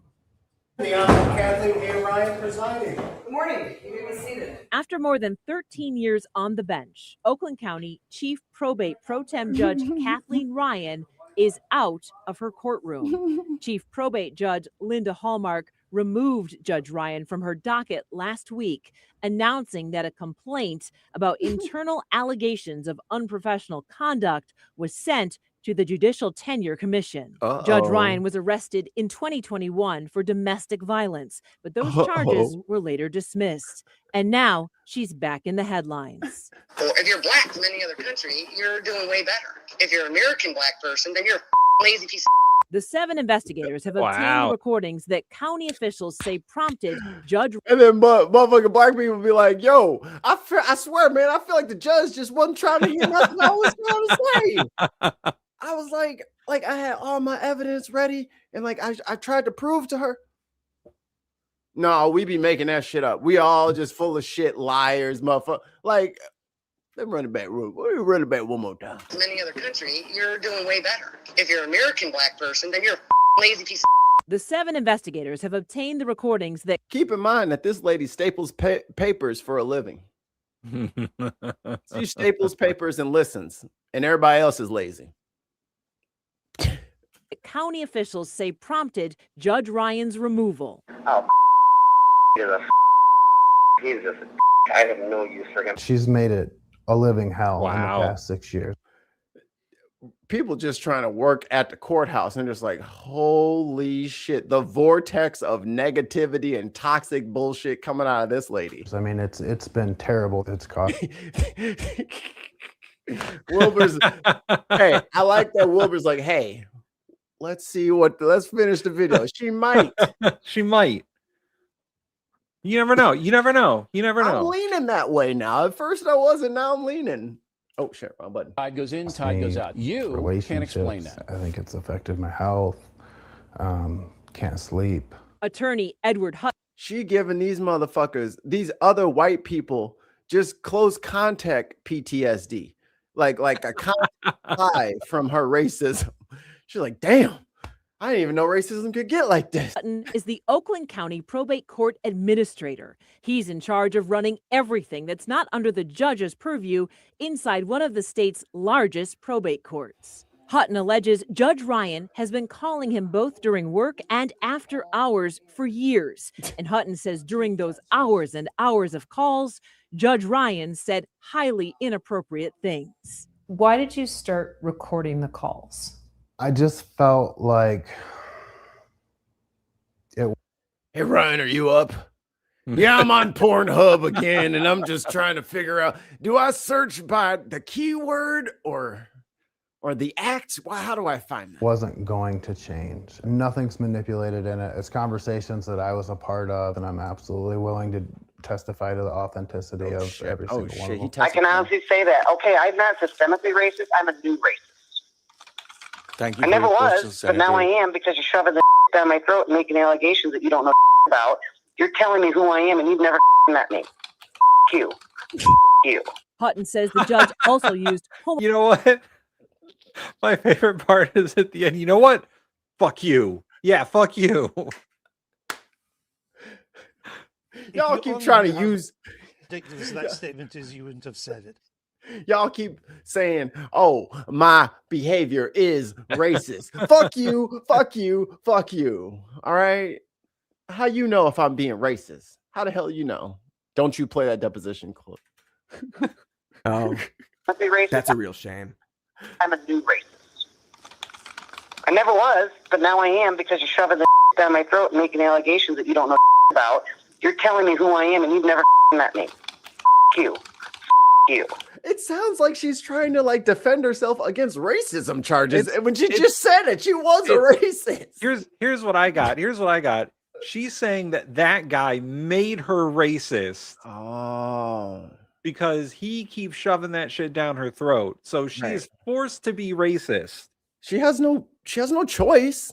Okay? She didn't ask to be racist. Hello, born that way. Hutton says the judge also used homophobic slurs about other elected officials. Oh, shit. And that's not all. A lot of time. Why would you say that to your subordinate? Like, I get it if it's judge on judge talking or whatever, but why would you say that with like an underling around? You know they're going to use that against you. They were conversations about sexual encounters that she's having with various individuals. I mean, in intimate detail. Hutton says for years he felt like he had to play along, and he says for years he was afraid to speak up. I didn't want to lose my job, and I didn't want to be in her crosshairs. It's such a David and Goliath situation. She's the I judge. don't have we got enough power. I'm not a. I just want to hear one more clip, and then we'll, like, this is just the filler. This is what I covered last year. Tomorrow. On May 24th, Hutton says he sent Chief Judge Linda Hallmark a notice of sexual harassment. For 3 months, nothing happened. That's why on August 22nd, Hutton says he decided to send the recordings to the Chief Justice of the State Supreme Court, Oakland County Executive David Coulter, and other public officials.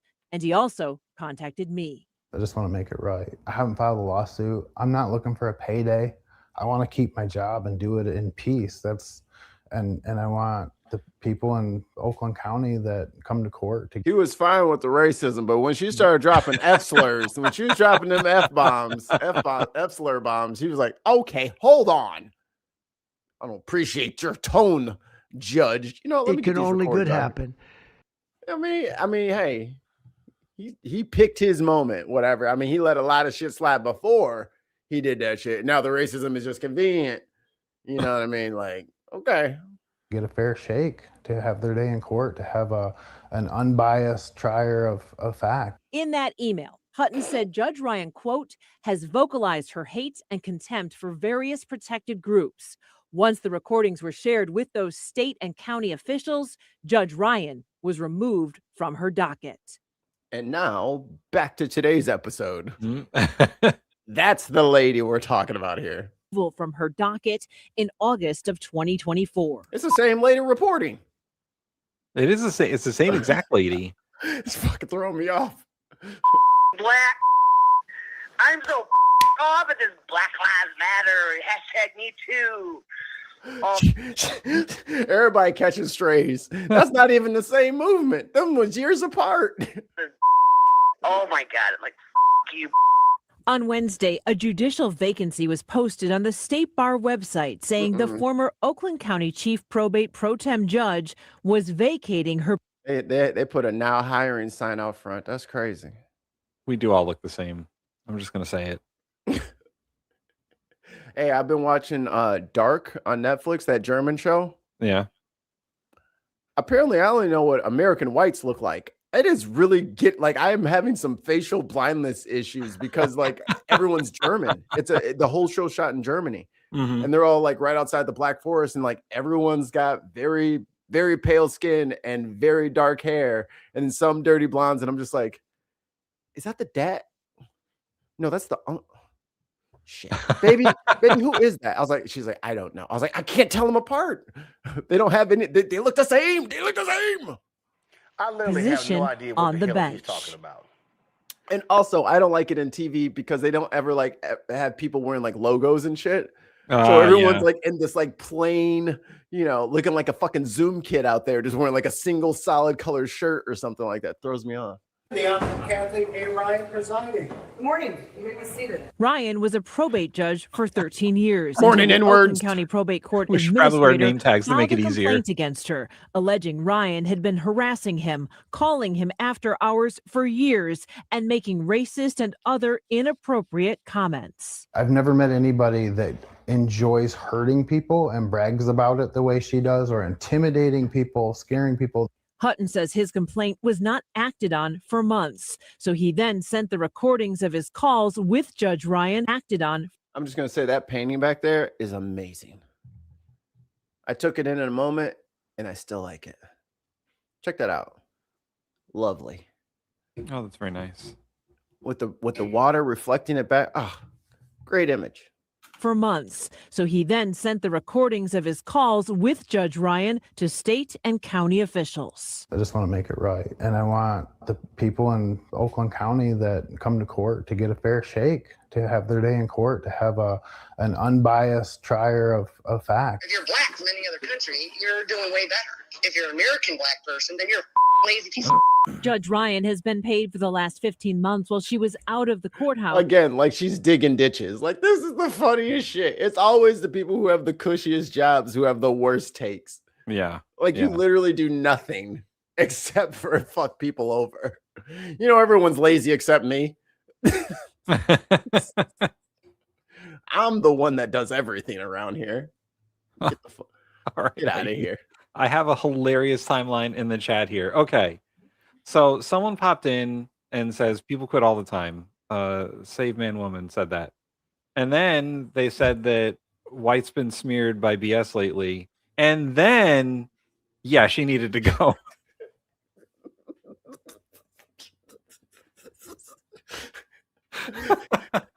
I literally covered this last year, so I saw the update pop up through my feed. And also, if you guys want that, here, fuck ground news. Here's what you do. That's from ABC7 in Detroit or something like that. Each city has its own ABC, has its own Fox, has its own CBS subsidiary. They do real journalism still. So you can find out very important things. Like, that is not going to make it to the national spotlight. Yeah. And that's why local journalism is so important. Which is why I'm not giving my $2 to Wikipedia.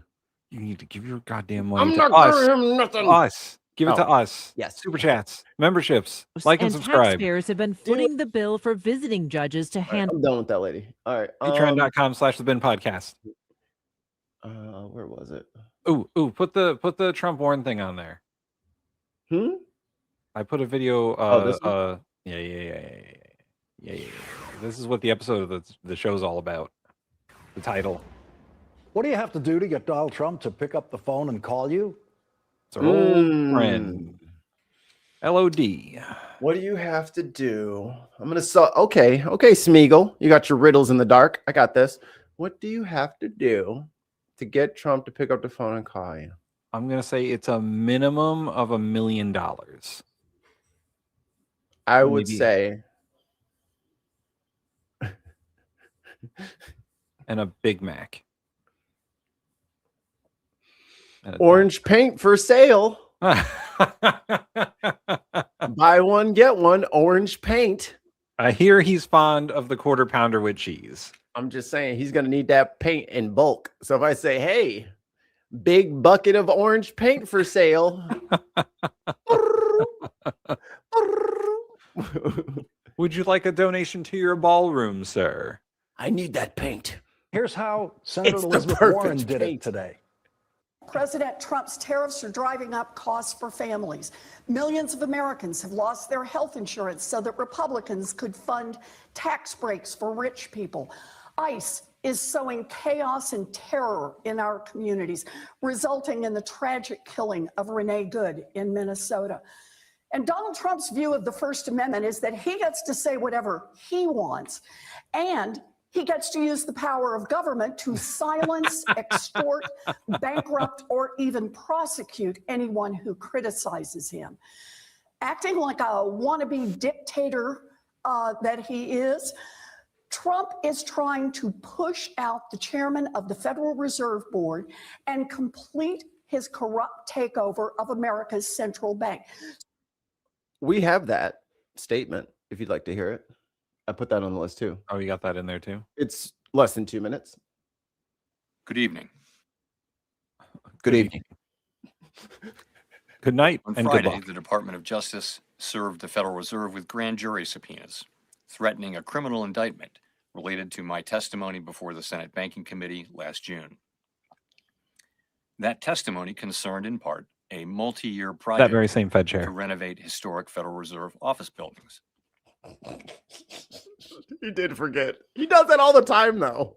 His Just like brain the fucking, just like that fucking Mexico deal is like, who the fuck wrote this goddamn deal? This deal is bullshit. I hate this deal. Fucking rewind 4 years. You're like, this is the best deal that there has ever been since the history of paper. And then it's like, dude, how did you forget that you made this? I love Tesla. This is not fair to me. This is not fair. You did it. And everyone was like, all right, whatever. He forgot. I have deep respect Thanks, for the Wilbur. rule of law Thanks. and for accountability in our democracy. No one, certainly not the chair of the Federal Reserve, is above the law. But Well, this except for the president. unprecedented action should be seen. How many of these old white dudes start putting some panties on their necks? Jesus Christ. Put something over that thing. Gee, I don't want to see this. in the broader context of the administration's threats and ongoing pressure. This new threat is not about my testimony last June or about the renovation of the Put a Federal thong Reserve on. buildings. It is not about Congress's oversight role. The Fed, through testimony and other public disclosures, made every effort to keep Congress informed about the renovation project. Those are pretexts. The threat of criminal charges is a consequence of the Federal Reserve setting interest rates based on our best Broke assessment Mikey. of what will serve the public, rather than following the preferences of the president. Yeah, but This is about whether the Fed will be able to continue to set interest rates based on evidence and economic conditions, or whether instead monetary policy will be directed by political pressure or intimidation. I have served at the Federal Reserve under 4 administrations, Republicans and Democrats alike. In every case, I have carried out my duties without political fear or favor, focused solely on our mandate of price stability and maximum employment. Public service sometimes requires standing firm in the face of threats. I will continue to do the job the Senate confirmed me to do, with integrity and a commitment to serving the American people. Okay. Now, I want to point out, some people may like Powell. He's an okay Fed chair. He was a Trump-appointed Fed chair. So it's not like this guy is one of the good guys. He's just been kind of the same as Trump has been moving crazier and crazier. And he doesn't do what Trump wants, which is what Trump wanted. Right. But he does his job, and he's pretty good at his job. He's a fairly conservative Fed chair. Yeah, he's donated money to Republicans, and his monetary policy is a little conservative for my taste, but he's not kowtowing to Trump, and that's the thing that Trump hates the most. What the fuck? First Amendment is that he gets to say whatever he wants, and he gets to use the power of government to silence, extort, bankrupt, or even prosecute anyone who criticizes him.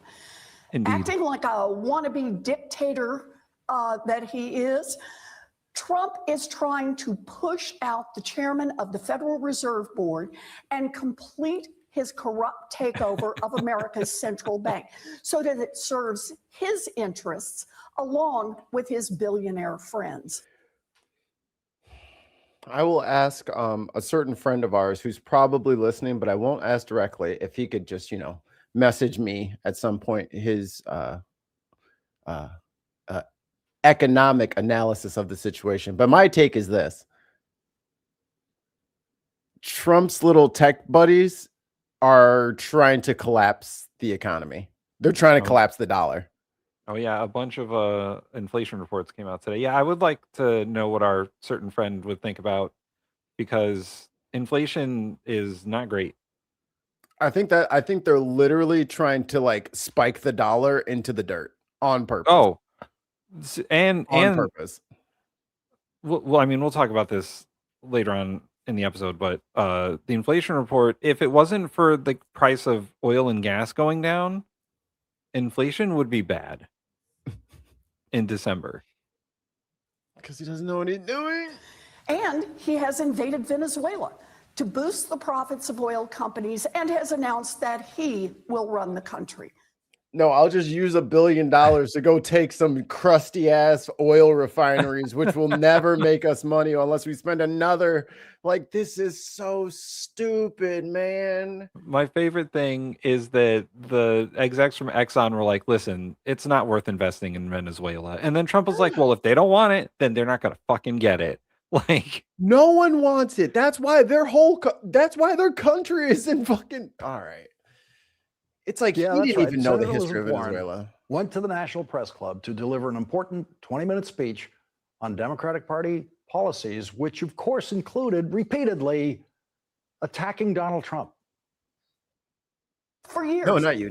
I fought for a simple, free government tax filing system so nobody has to pay It's a couple gone. $100 just to file their taxes. It's gone. And every step of the way, the giant tax prep companies have thrown up Into it. roadblocks to stop it. TurboTax.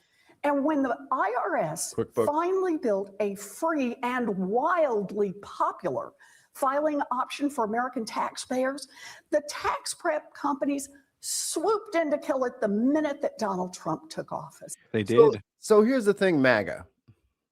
Whatever y'all want to say about whatever. How does this help Americans? How is this America first to take away the absolutely fee-free, the free 99 way of filing your taxes? Trump got rid of it so that you have to go through Intuit or TurboTax, online anyway. How do you think that's beneficial to anyone other than the people who are charging you money now, or they're going to take a percentage of your thing? Yeah, and I'll put a quick poll out there in the chat for everyone listening. If you're an American, do you file your own taxes? I don't. I hire people. Right, and if you do file your own taxes, do you do a paper return? Because the only way you can do a free return now is a paper return. Physically fill out the forms and mail them in to the IRS. That's terrifying. What if I get it wrong? But Yeah, most people use TurboTax, or they go to like Jackson Hewitt, or one of those other, like, they pop up all the time during tax Yeah. season, little places. And let me tell you guys, those people are using fucking TurboTax. Right. They are. They're just you're answering questions and they're hitting yes or no, and it automatically fills out the form for them. The tax accountants really wanted that free file thing for people who can't afford to pay for TurboTax or Jackson Hewitt or whatever, because it clogs up the system. Right. For the people who have complicated tax returns, the rich people and the businesses. But it's like, Intuit owns all of this shit, by the way. Intuit owns TurboTax and QuickBooks and all this other shit. It's a huge corporation. They're one of the biggest lobbyists in Washington for that specific reason. No, Tim, they love democracy. No, they want you to pay them so they'll do your taxes, even though you have one W-2. I mean, it's not like there's, what is it, like 250 million working Americans, and they all got to fill out their taxes every year. Yeah, this is progress. Can't have all you motherfuckers just going on the internet and just not paying me my yearly stipend. Right. If you're self-employed, you are super fucked. Well, and Tim, there's not a lot of IRS agents, so maybe I'll be okay this year. The IRS has been gutted, so maybe we'll be okay this year. Please don't, in the future president, please don't go back and look at the last couple of years of tax returns. At least not for broke people. I mean, this year it's going to be a fucking shit show. A third of the IRS's employees are gone, and that means that if you call the IRS, you are never getting anyone on the phone. No, never. Good luck if you have to file an amendment to your tax return. Good luck if you have any complications and you want your fucking return check on time, because it's simply not going to happen. And Tim, it's not like these companies were getting to the point where they were like, hey, you have a really, really complicated tax return, and I want to make sure that it's 100% correct. Don't you want to pay a little bit extra to make sure that a real human goes through?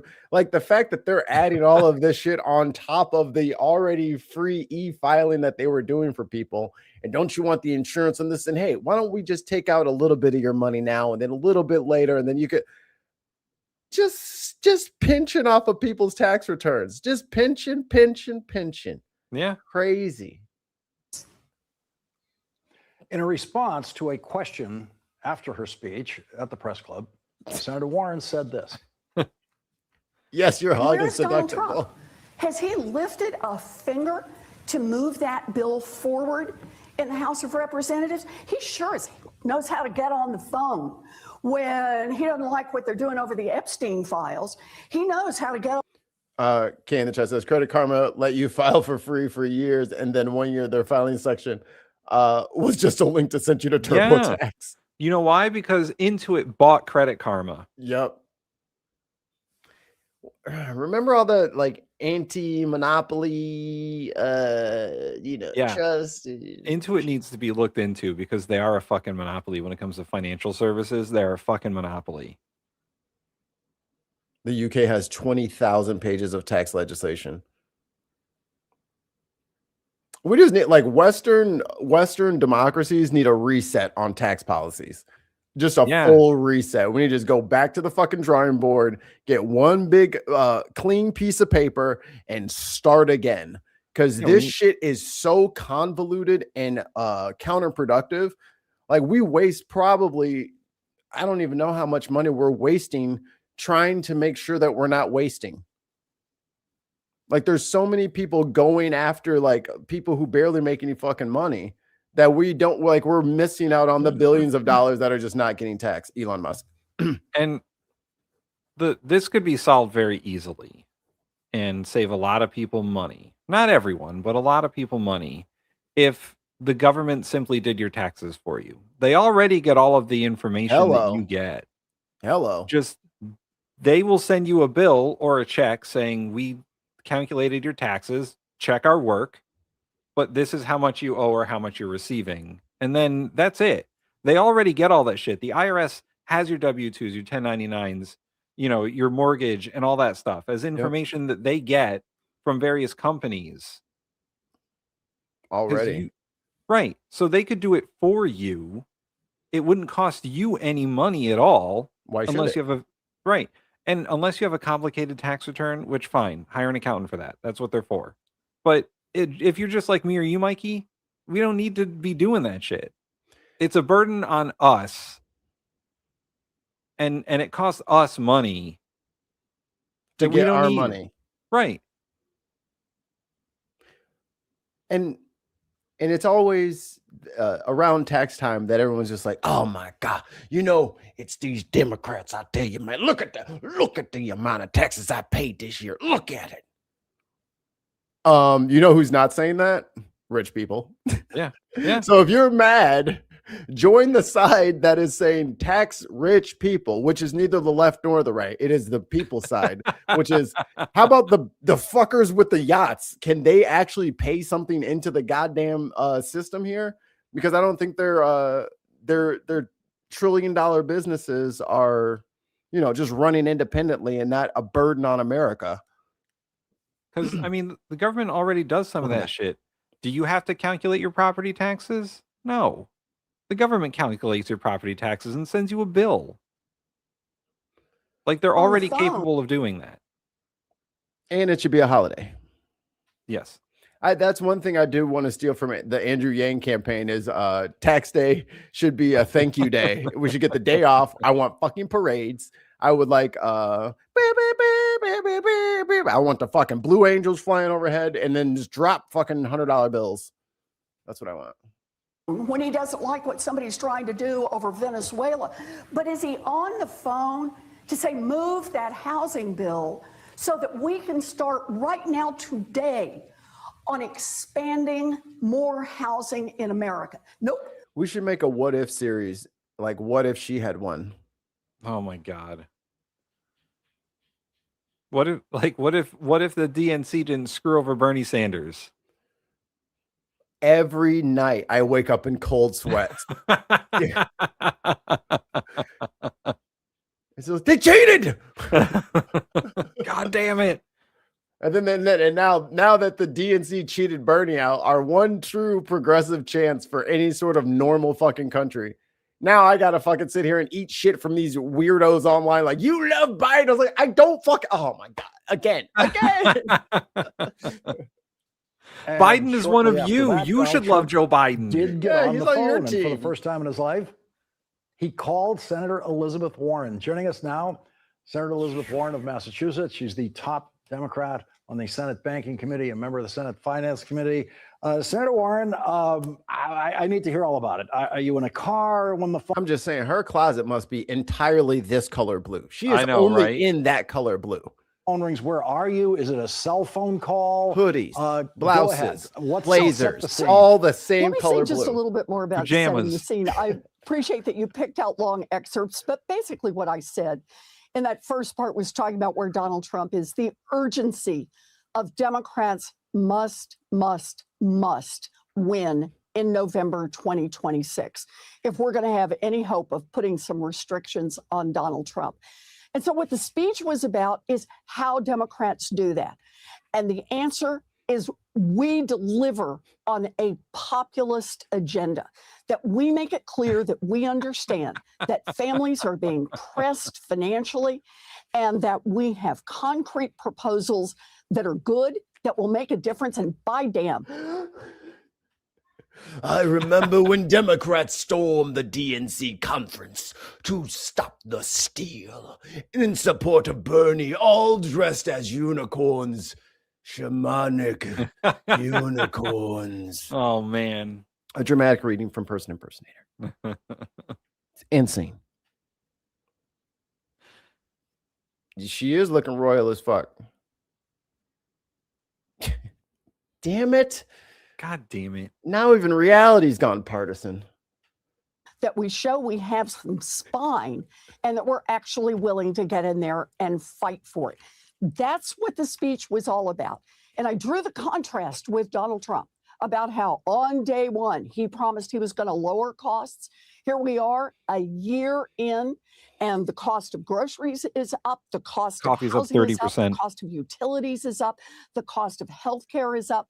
All driven. Look, everybody, y'all are, look, what, 14 months and now he's supposed to know what he's doing? Okay, it takes time. Wait, Mikey, he's never been president before. How could he know? How could he possibly know? He's never been president before. I'm not sure how to lower your costs, but I am sure how to spend your money. So I need my ballroom. I need to gild this whole fucking White House. I'm going to just start fucking bedazzling every fucking thing in this White House. I'm going to put fucking signage up so I stop getting lost all the time, because it's very confusing when there's 5 buildings on one piece of land. I just end up in the bathroom over and over again. Never mind the fact that he just gave ICE how much money? And where and how much did y'all want for to keep the breakfasts and the SNAP payments? You putting it together yet? He's eating your money. Chrissy says Trump has just announced that inflation in the USA has been defeated. A reminder that inflation is at 2.7%.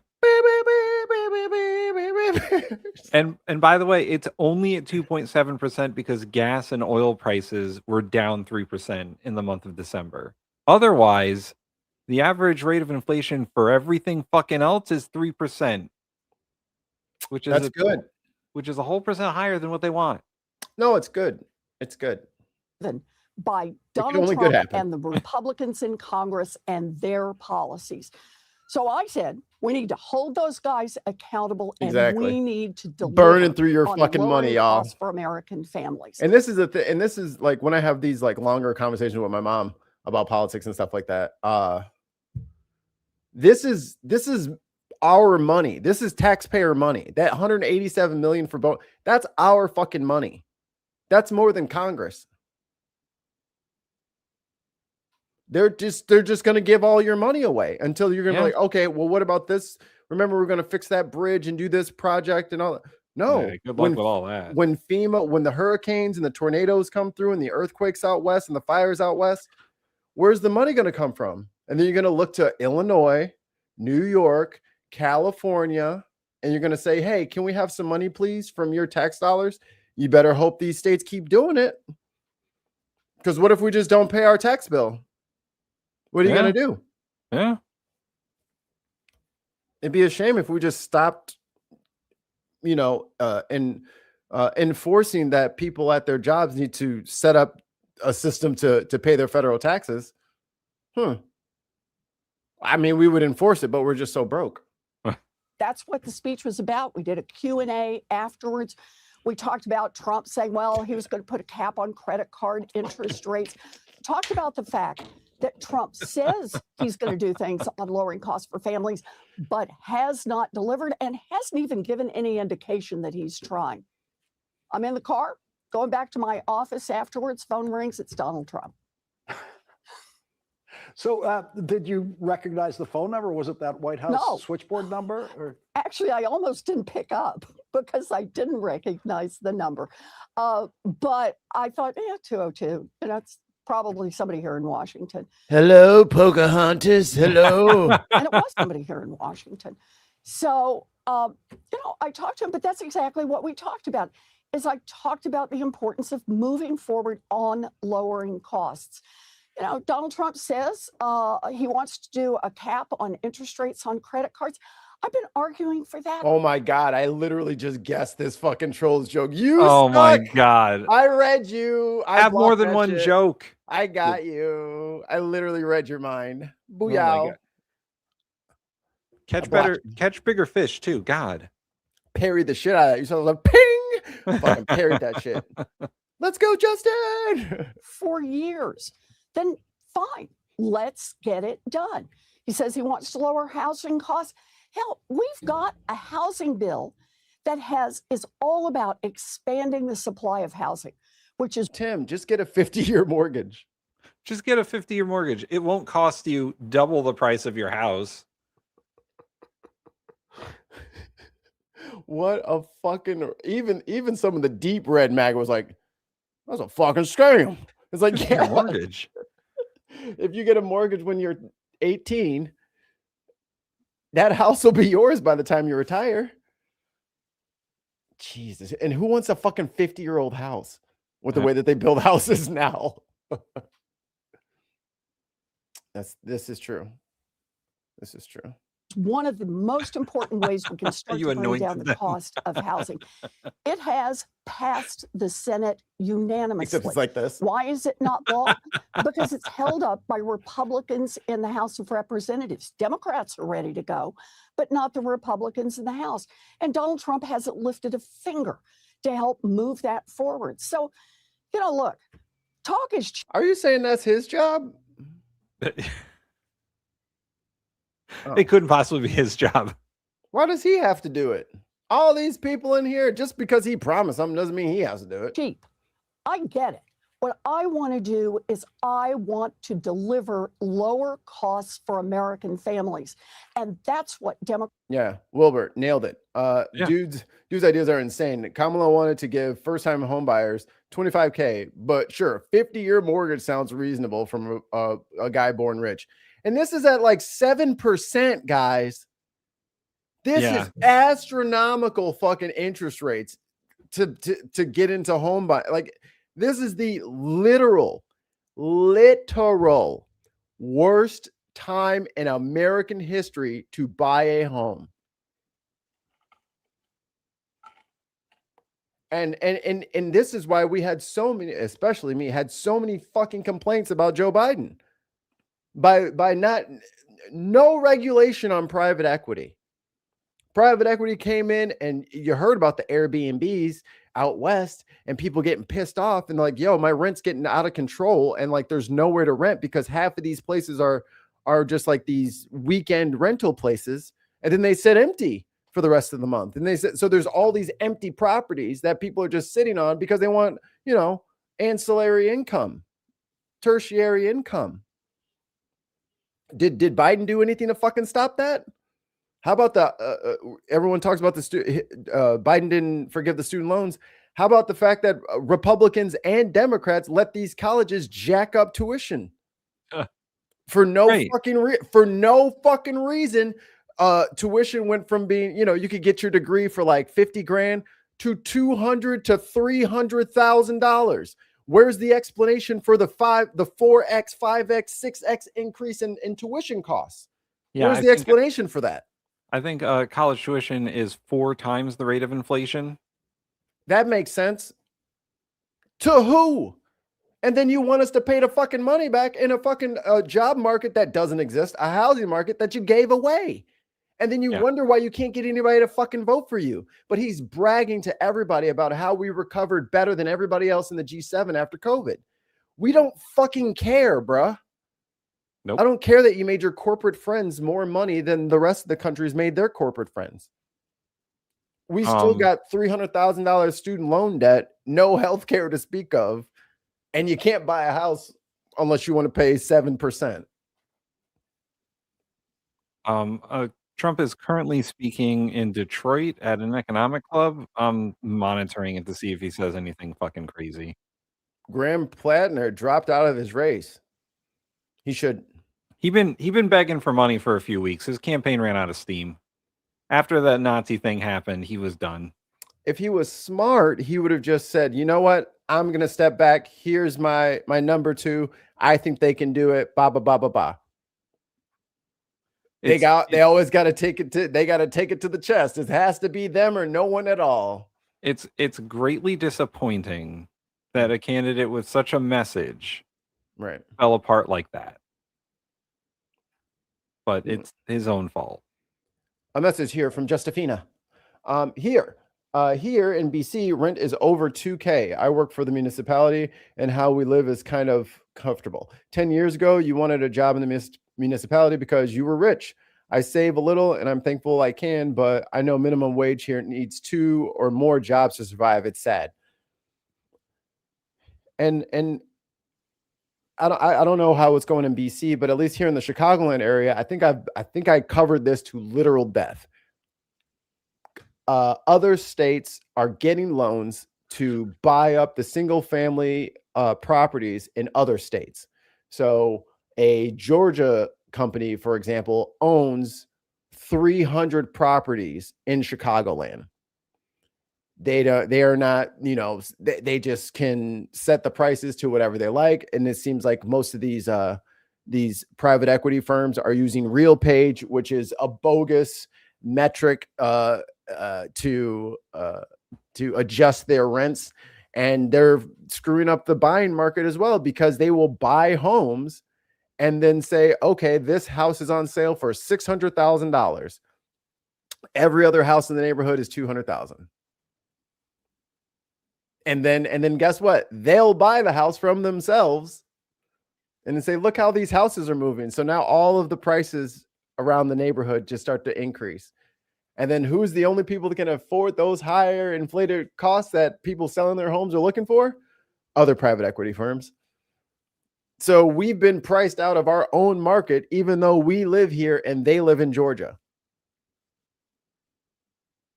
Cool. Just play other people's markets against the people that live there, and then take that money and then funnel it back to your state. I think that money should have to stay here.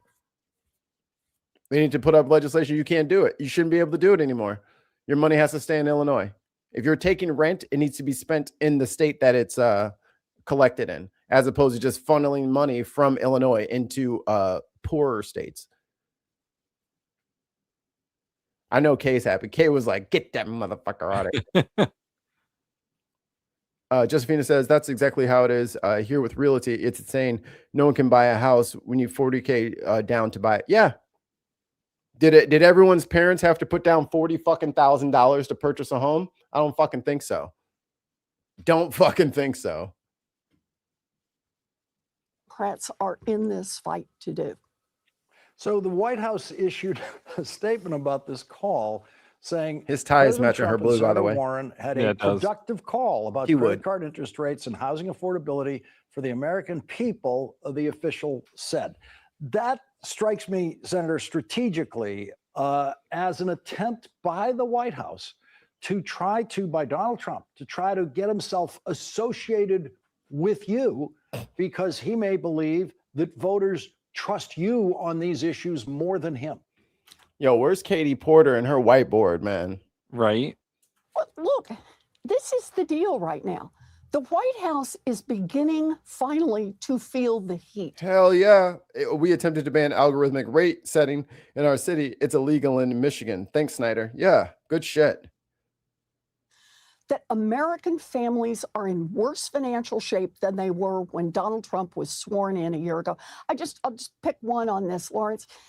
Did you know that foreclosure rates, mortgage foreclosure rates, people losing their... What?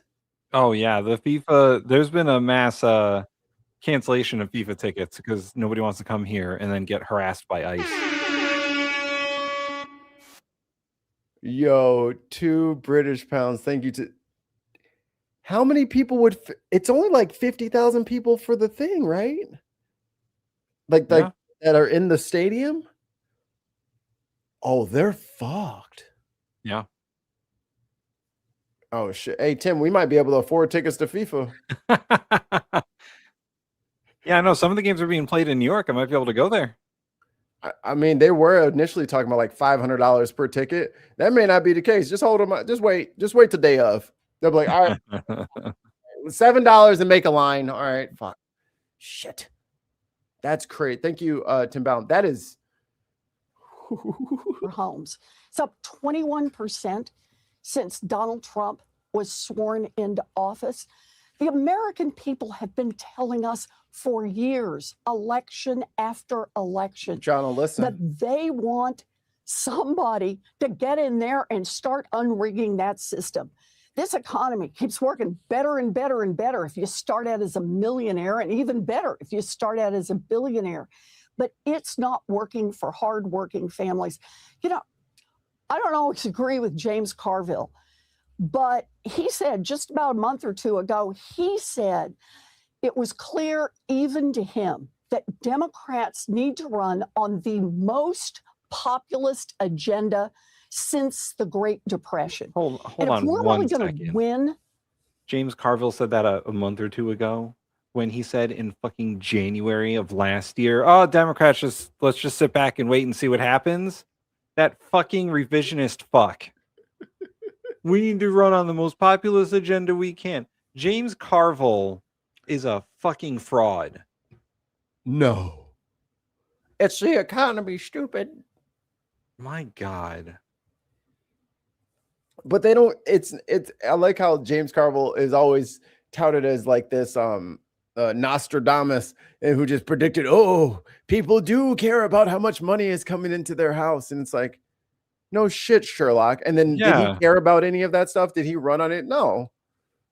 And isn't he the genius behind NAFTA?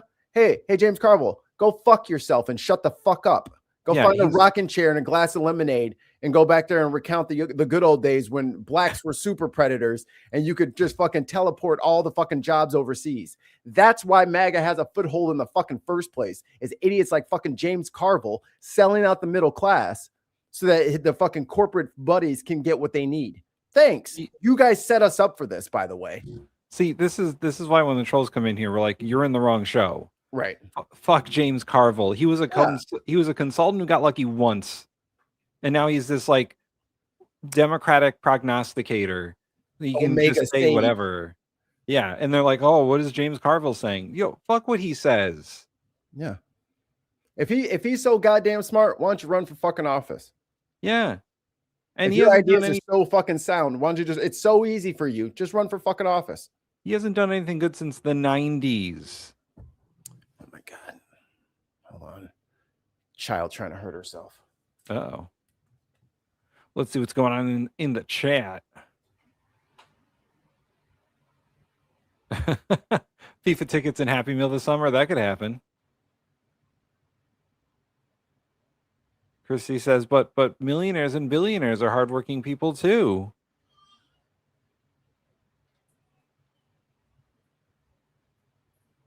Let's see. But when FIFA comes, it will be so many more. It's extremely sad. The government denies they ship them here 8 hours north. They built shelters, but put strict rules on those shelters with addictions. It's not cut and dry. They say we built these places for them, but we'll deny them a warm place to be. Yeah, FIFA's corrupt as fuck anyway. Like, I don't know if anyone follows, like, I mean, Europeans and whatnot probably follow FIFA pretty closely, but that organization, I mean, they gave Trump a peace prize for doing nothing. They gave him an appeasement prize.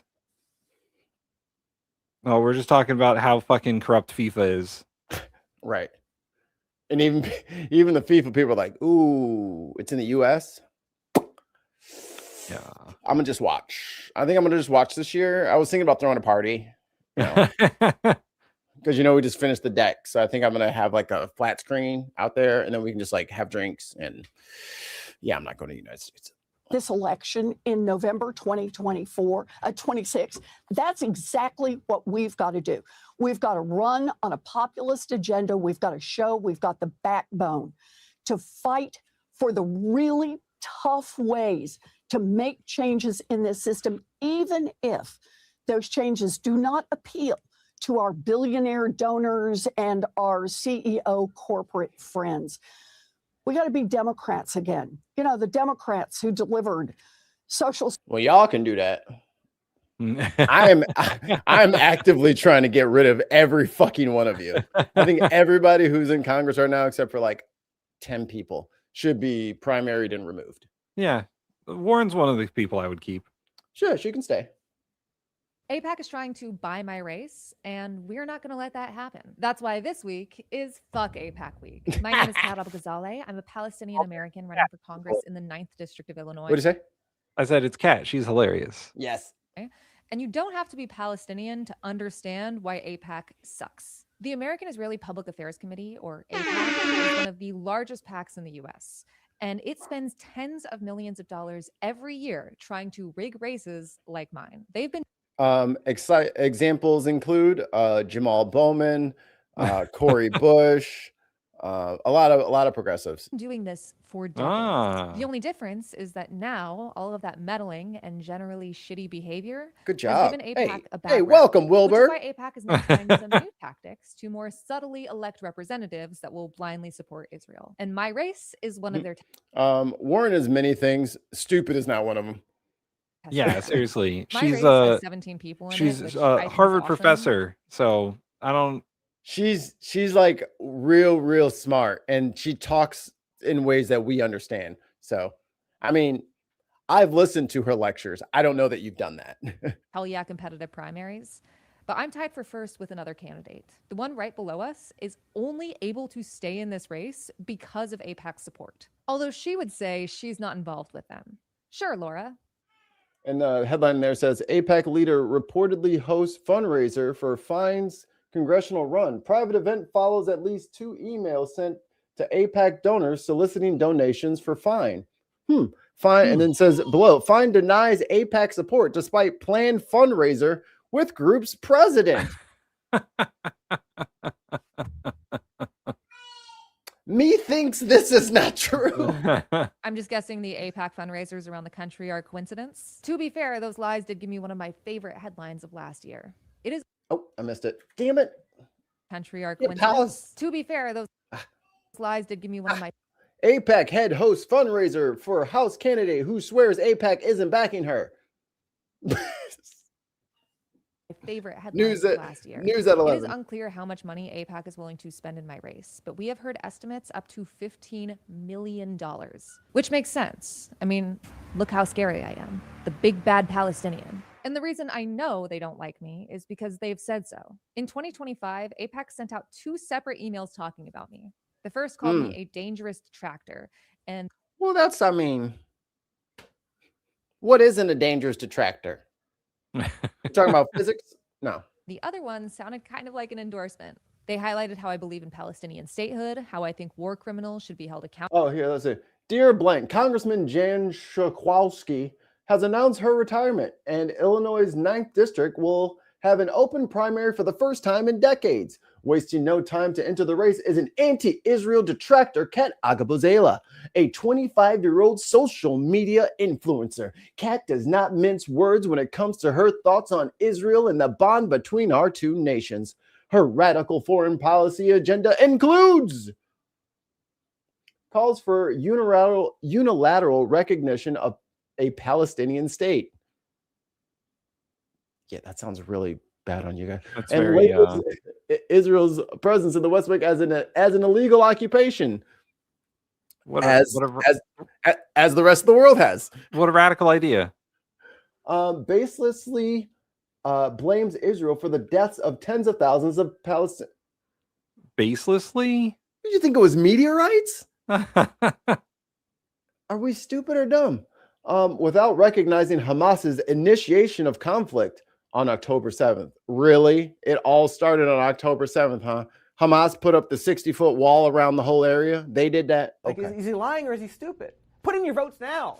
Promotes the International Criminal Court, a biased anti-Semitic institution targeting Israel under the false guise of justice. Who prosecuted the... Never mind. And she's not just loud, she's well-funded. Abu Ghazala has already raised nearly $1 million, positioning her as a financial frontrunner in the early stages of this race. If we don't act now, she could win! You don't want this smoke? She poses a direct threat to our mission and future of Israel's security. This is Illinois, bro. Israel's security is not based on our fucking 9th district. You have your whole fucking country over there.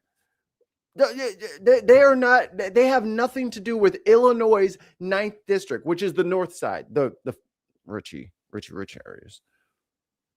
Yes, Sorry, tons of mice. We know. Accountable and how I think we should respect the International Criminal Court. Oh no, how horrible. They even end it with, if we don't act now, she could win. That's right. But to be serious, AIPAC right. is horrible for democracy. So this week, fuck AIPAC week, we're going to talk about the open secret that so many politicians refuse to acknowledge. We are against a powerful lobby, and we can win with grassroots people power. but we need your help to do that. So if you are against the genocide, if you are against election meddling, consider chipping in at catforillinois.com or buying some of our Fuck It, Let's Be APAC merch at Cat. There you go. There's the website, catforillinois.com/store. Buy some stuff if you're cool. If you want to donate, that would be cool too. But spreading the word is also great. So I will copy and paste. I hope they get used to seeing candidates like Kat. They should get used to it because there's going to be more of them. Illinois.com/store. And you can volunteer for us too, whether you live in Illinois or across the country. You can check catforillinois.com/events for phone banking and door knocking opportunities. And you can join our Discord at discord.gg/catforillinois for the fastest updates on volunteer opportunities. And check out our YouTube streams because she streams all of her stuff. Yeah. And they play games, which is fun. Tim, how much time I got? 30 minutes. Well, actually 15 minutes. You got 15 minutes. Okay. Is there any other of the, let me see. Any other sad stuff or serious stuff? I mean, we could talk about Iran and its inevitable collapse, all according to Israel's plan, but yeah, I feel like a lot of that stuff is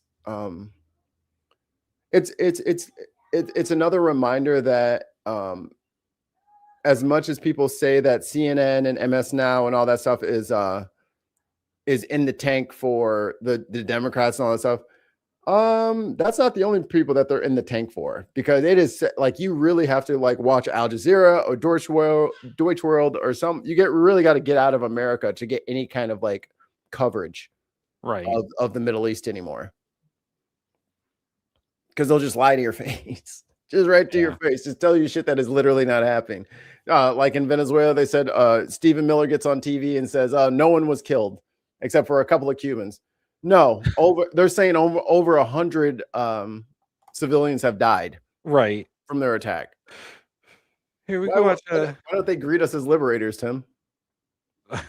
We can watch 10 minutes of Trump rambling on about whatever he's talking about. Words made in the USA. In other words, we're only letting that take place if the he car looks is like made, shit. like in Detroit or Yeah. in the USA.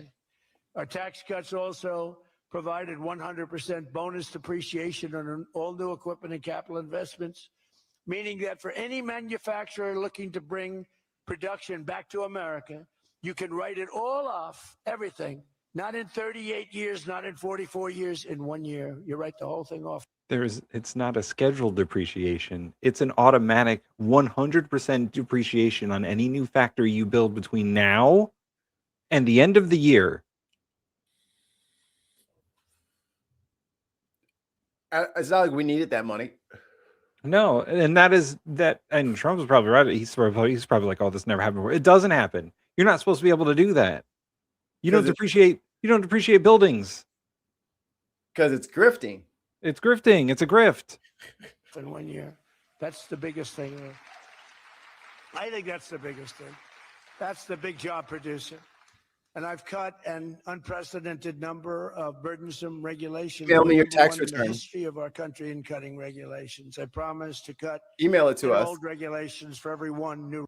Hey, dumbass. Obscure your shit and send it to us.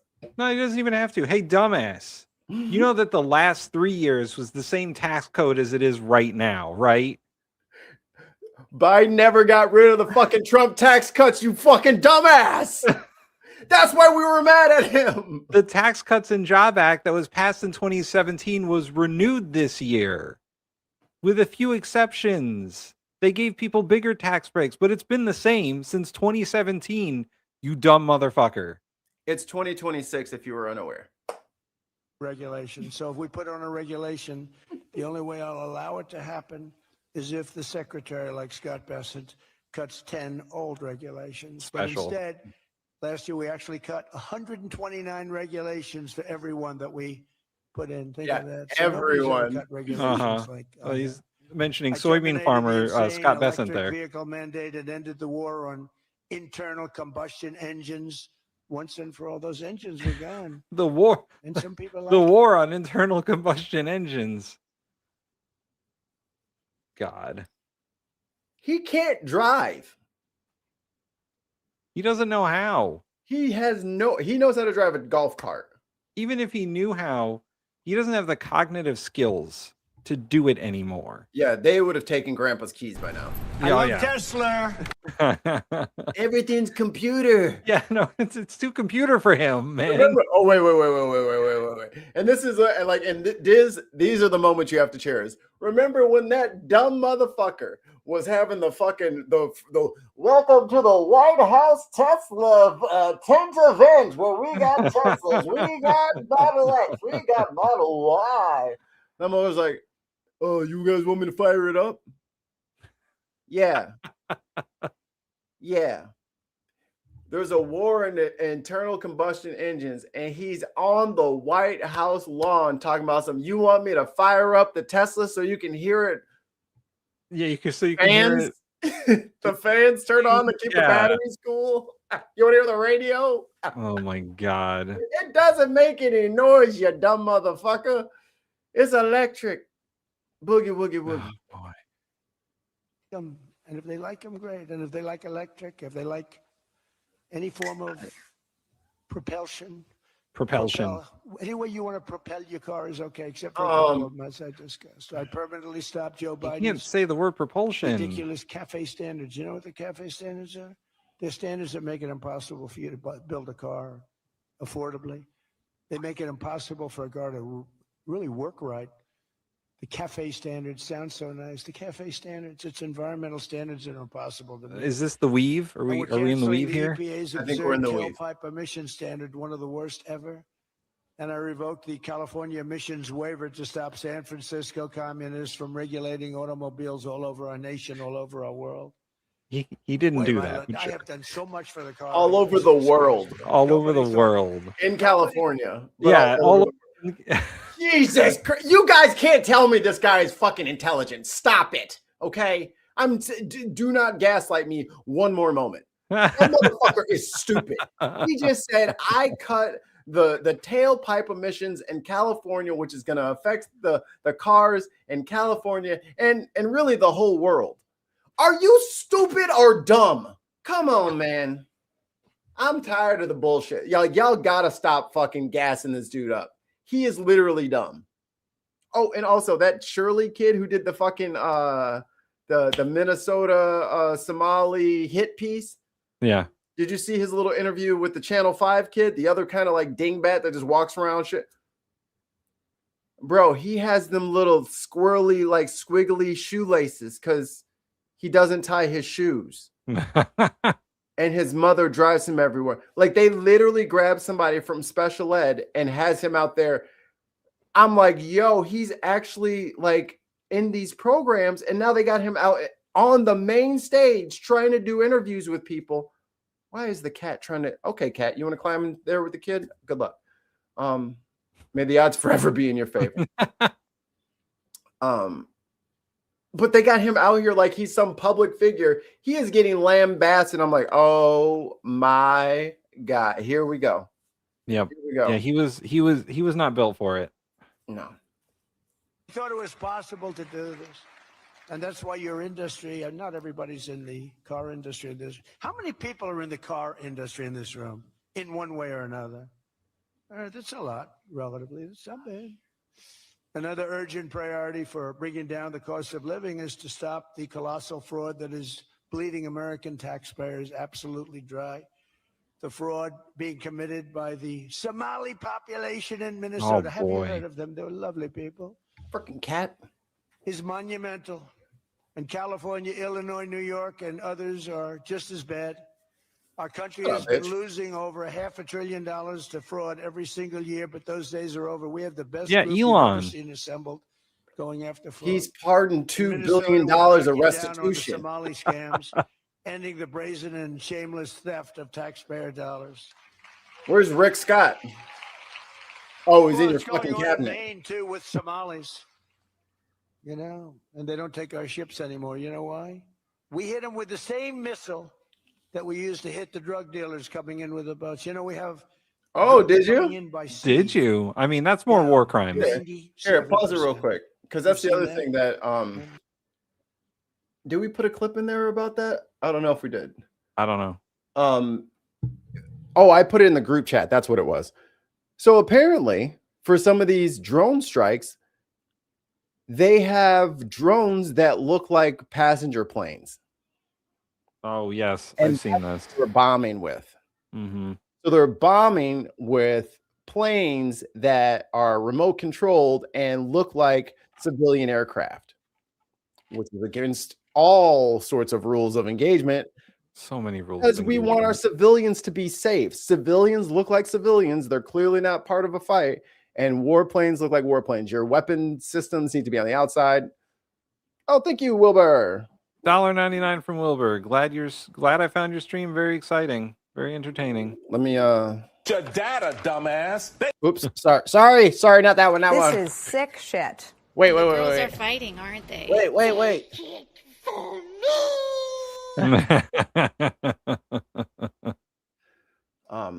Glad to be of entertainment and service. But yeah, dressing up your fucking drones for your Reaper drone to look like a fucking a Cessna. Yeah, don't do that. Yeah, that's like sinking of the Lusitania bullshit. That's like you're gonna get a bunch of Americans in a fucking passenger plane shot the fuck down. Yeah. That's a war crime city. Yeah, that's hiding behind civilians. Wonder where he learned that from. Violating the Geneva Conventions again. Per usual. And we're trying. How much time I got, Tim? We're really trying hard. 5 minutes. Turn this bitch off. I got something. 3%. All right. We're gonna do some good stories now. Fuck that guy. All right, you guys ready? You guys ready for the good parts? I found a lot of good parts videos today. So here, we don't have a lot of time, so I'm gonna have to skip to the good part. This relatives. The land first blessed with song. Is everybody as excited as I am? We're gonna sing a song. Welcome, are you relatives?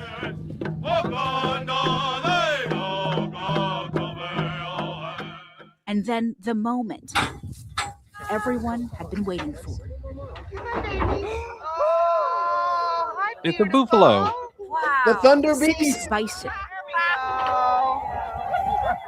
They're home. Welcome home. Stepping back onto their homeland for the first time in more than a century. It's really important and awesome to see. Yes, they got 6 bison back onto some reses over here in Illinois, and I am ecstatic. Like, there's little moments like this that just kind of like make my blackened nihilist heart sing praises, because I love learning about Native culture and Native history and stuff like that, and seeing a bison. If you've never seen a bison before, they're absolutely terrifying. They're giant. It is it's the biggest thing you've ever seen. Like, it's like if there was an elephant version of a cow. Like, they're just so huge and make all these noises, and to think that there were herds of millions of these just all over. And somebody not going to point any fingers, white people. Yay! I knew that's why I like it. Mahoose. And to see them back on the prairie is just it's just a little piece of me just gets so it's another herd that is hitting the grounds in a good way. More than 200 years ago, bison roamed freely across Illinois. But as the Industrial Revolution reshaped the landscape with development, these bison disappeared. And protecting them, we're protecting ourselves. We'll have to do a Patreon only. I don't think you want the sauce that comes out of those buffalo. Oh, yes, you do. Because again, they Delicious, provided us Tim. with everything we ever needed. Now, after decades of careful land management, there are finally enough bison to bring them back, returning in small pockets like this across their historic North American range. It's a great thing that they're doing, bringing them back. Lisa Burnell watches alongside her mother and son, 3 generations together, passing on that story. And they dedicated, because it was colder than a bitch. Whoo, it was cold. This shit sucks. All right, more good news. I'm blind. What's in this box? Oh my God. Holy shit. This guy is intense, and I love his energy, and it matches mine. I'm blind. What's in this box? Oh my gosh, I feel braille. It says handmade in England. Wait. Dude, it's an amp. Is this victory? Stop. Are you kidding me? I'm gonna cry. Oh my gosh, there's braille on an amp. Not a braille note. Dear Anthony, we heard you wanted to try a victory amp. So we set ourselves a challenge and came up with this unique design just for you. Are you serious? I think this is the first amp in the world to ever do this. Reverb, dwell, fact that this is all in braille. Do you know how many times I have to ask a friend, hey, what is this control? What's it at? This is the most amazing amp I've ever touched, and I can't wait to play this. I didn't even know all this stuff was on amps on the like I get his excitement. Maybe I should read the shit on the back of my amp because I never thought about the fact that I just abuse the fact that I can just see what it says. I need to get back behind my amp and see what it says. back. Gotta bring this to the jam room. I think we're all dialed in. Let's try it out. Here's my clean signal. Now I see with some pedals.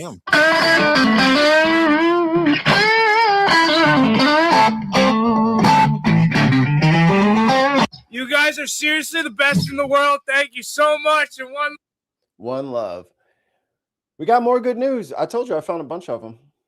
Gotta get this in before Tim has to run. You got time for one more, and then I gotta go. Ooh, bald eagles or... Okay, fine. Oh, no. I think I know what you're doing.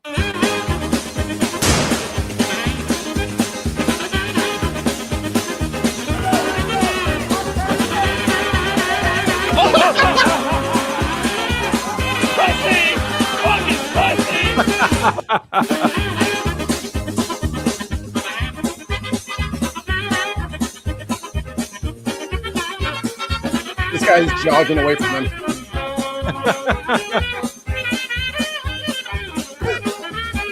Oh, he's like, keep going. The guy just casually jogging away from him.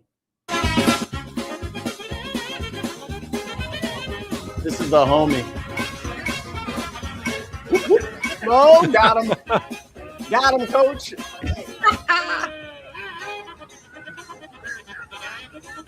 I mean, look at all of them. All of them. Oh, boy. All hat and no cattle, baby.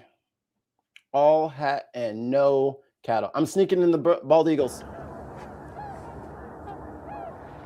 Missouri.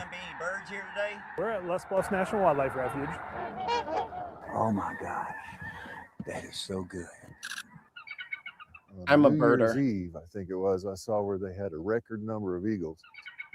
Made about a 7-hour drive up here and try to get that moon just to the side. Oh my God. Oh my God. What a shot. What a shot. I'd never been here before, but I had some friends that had.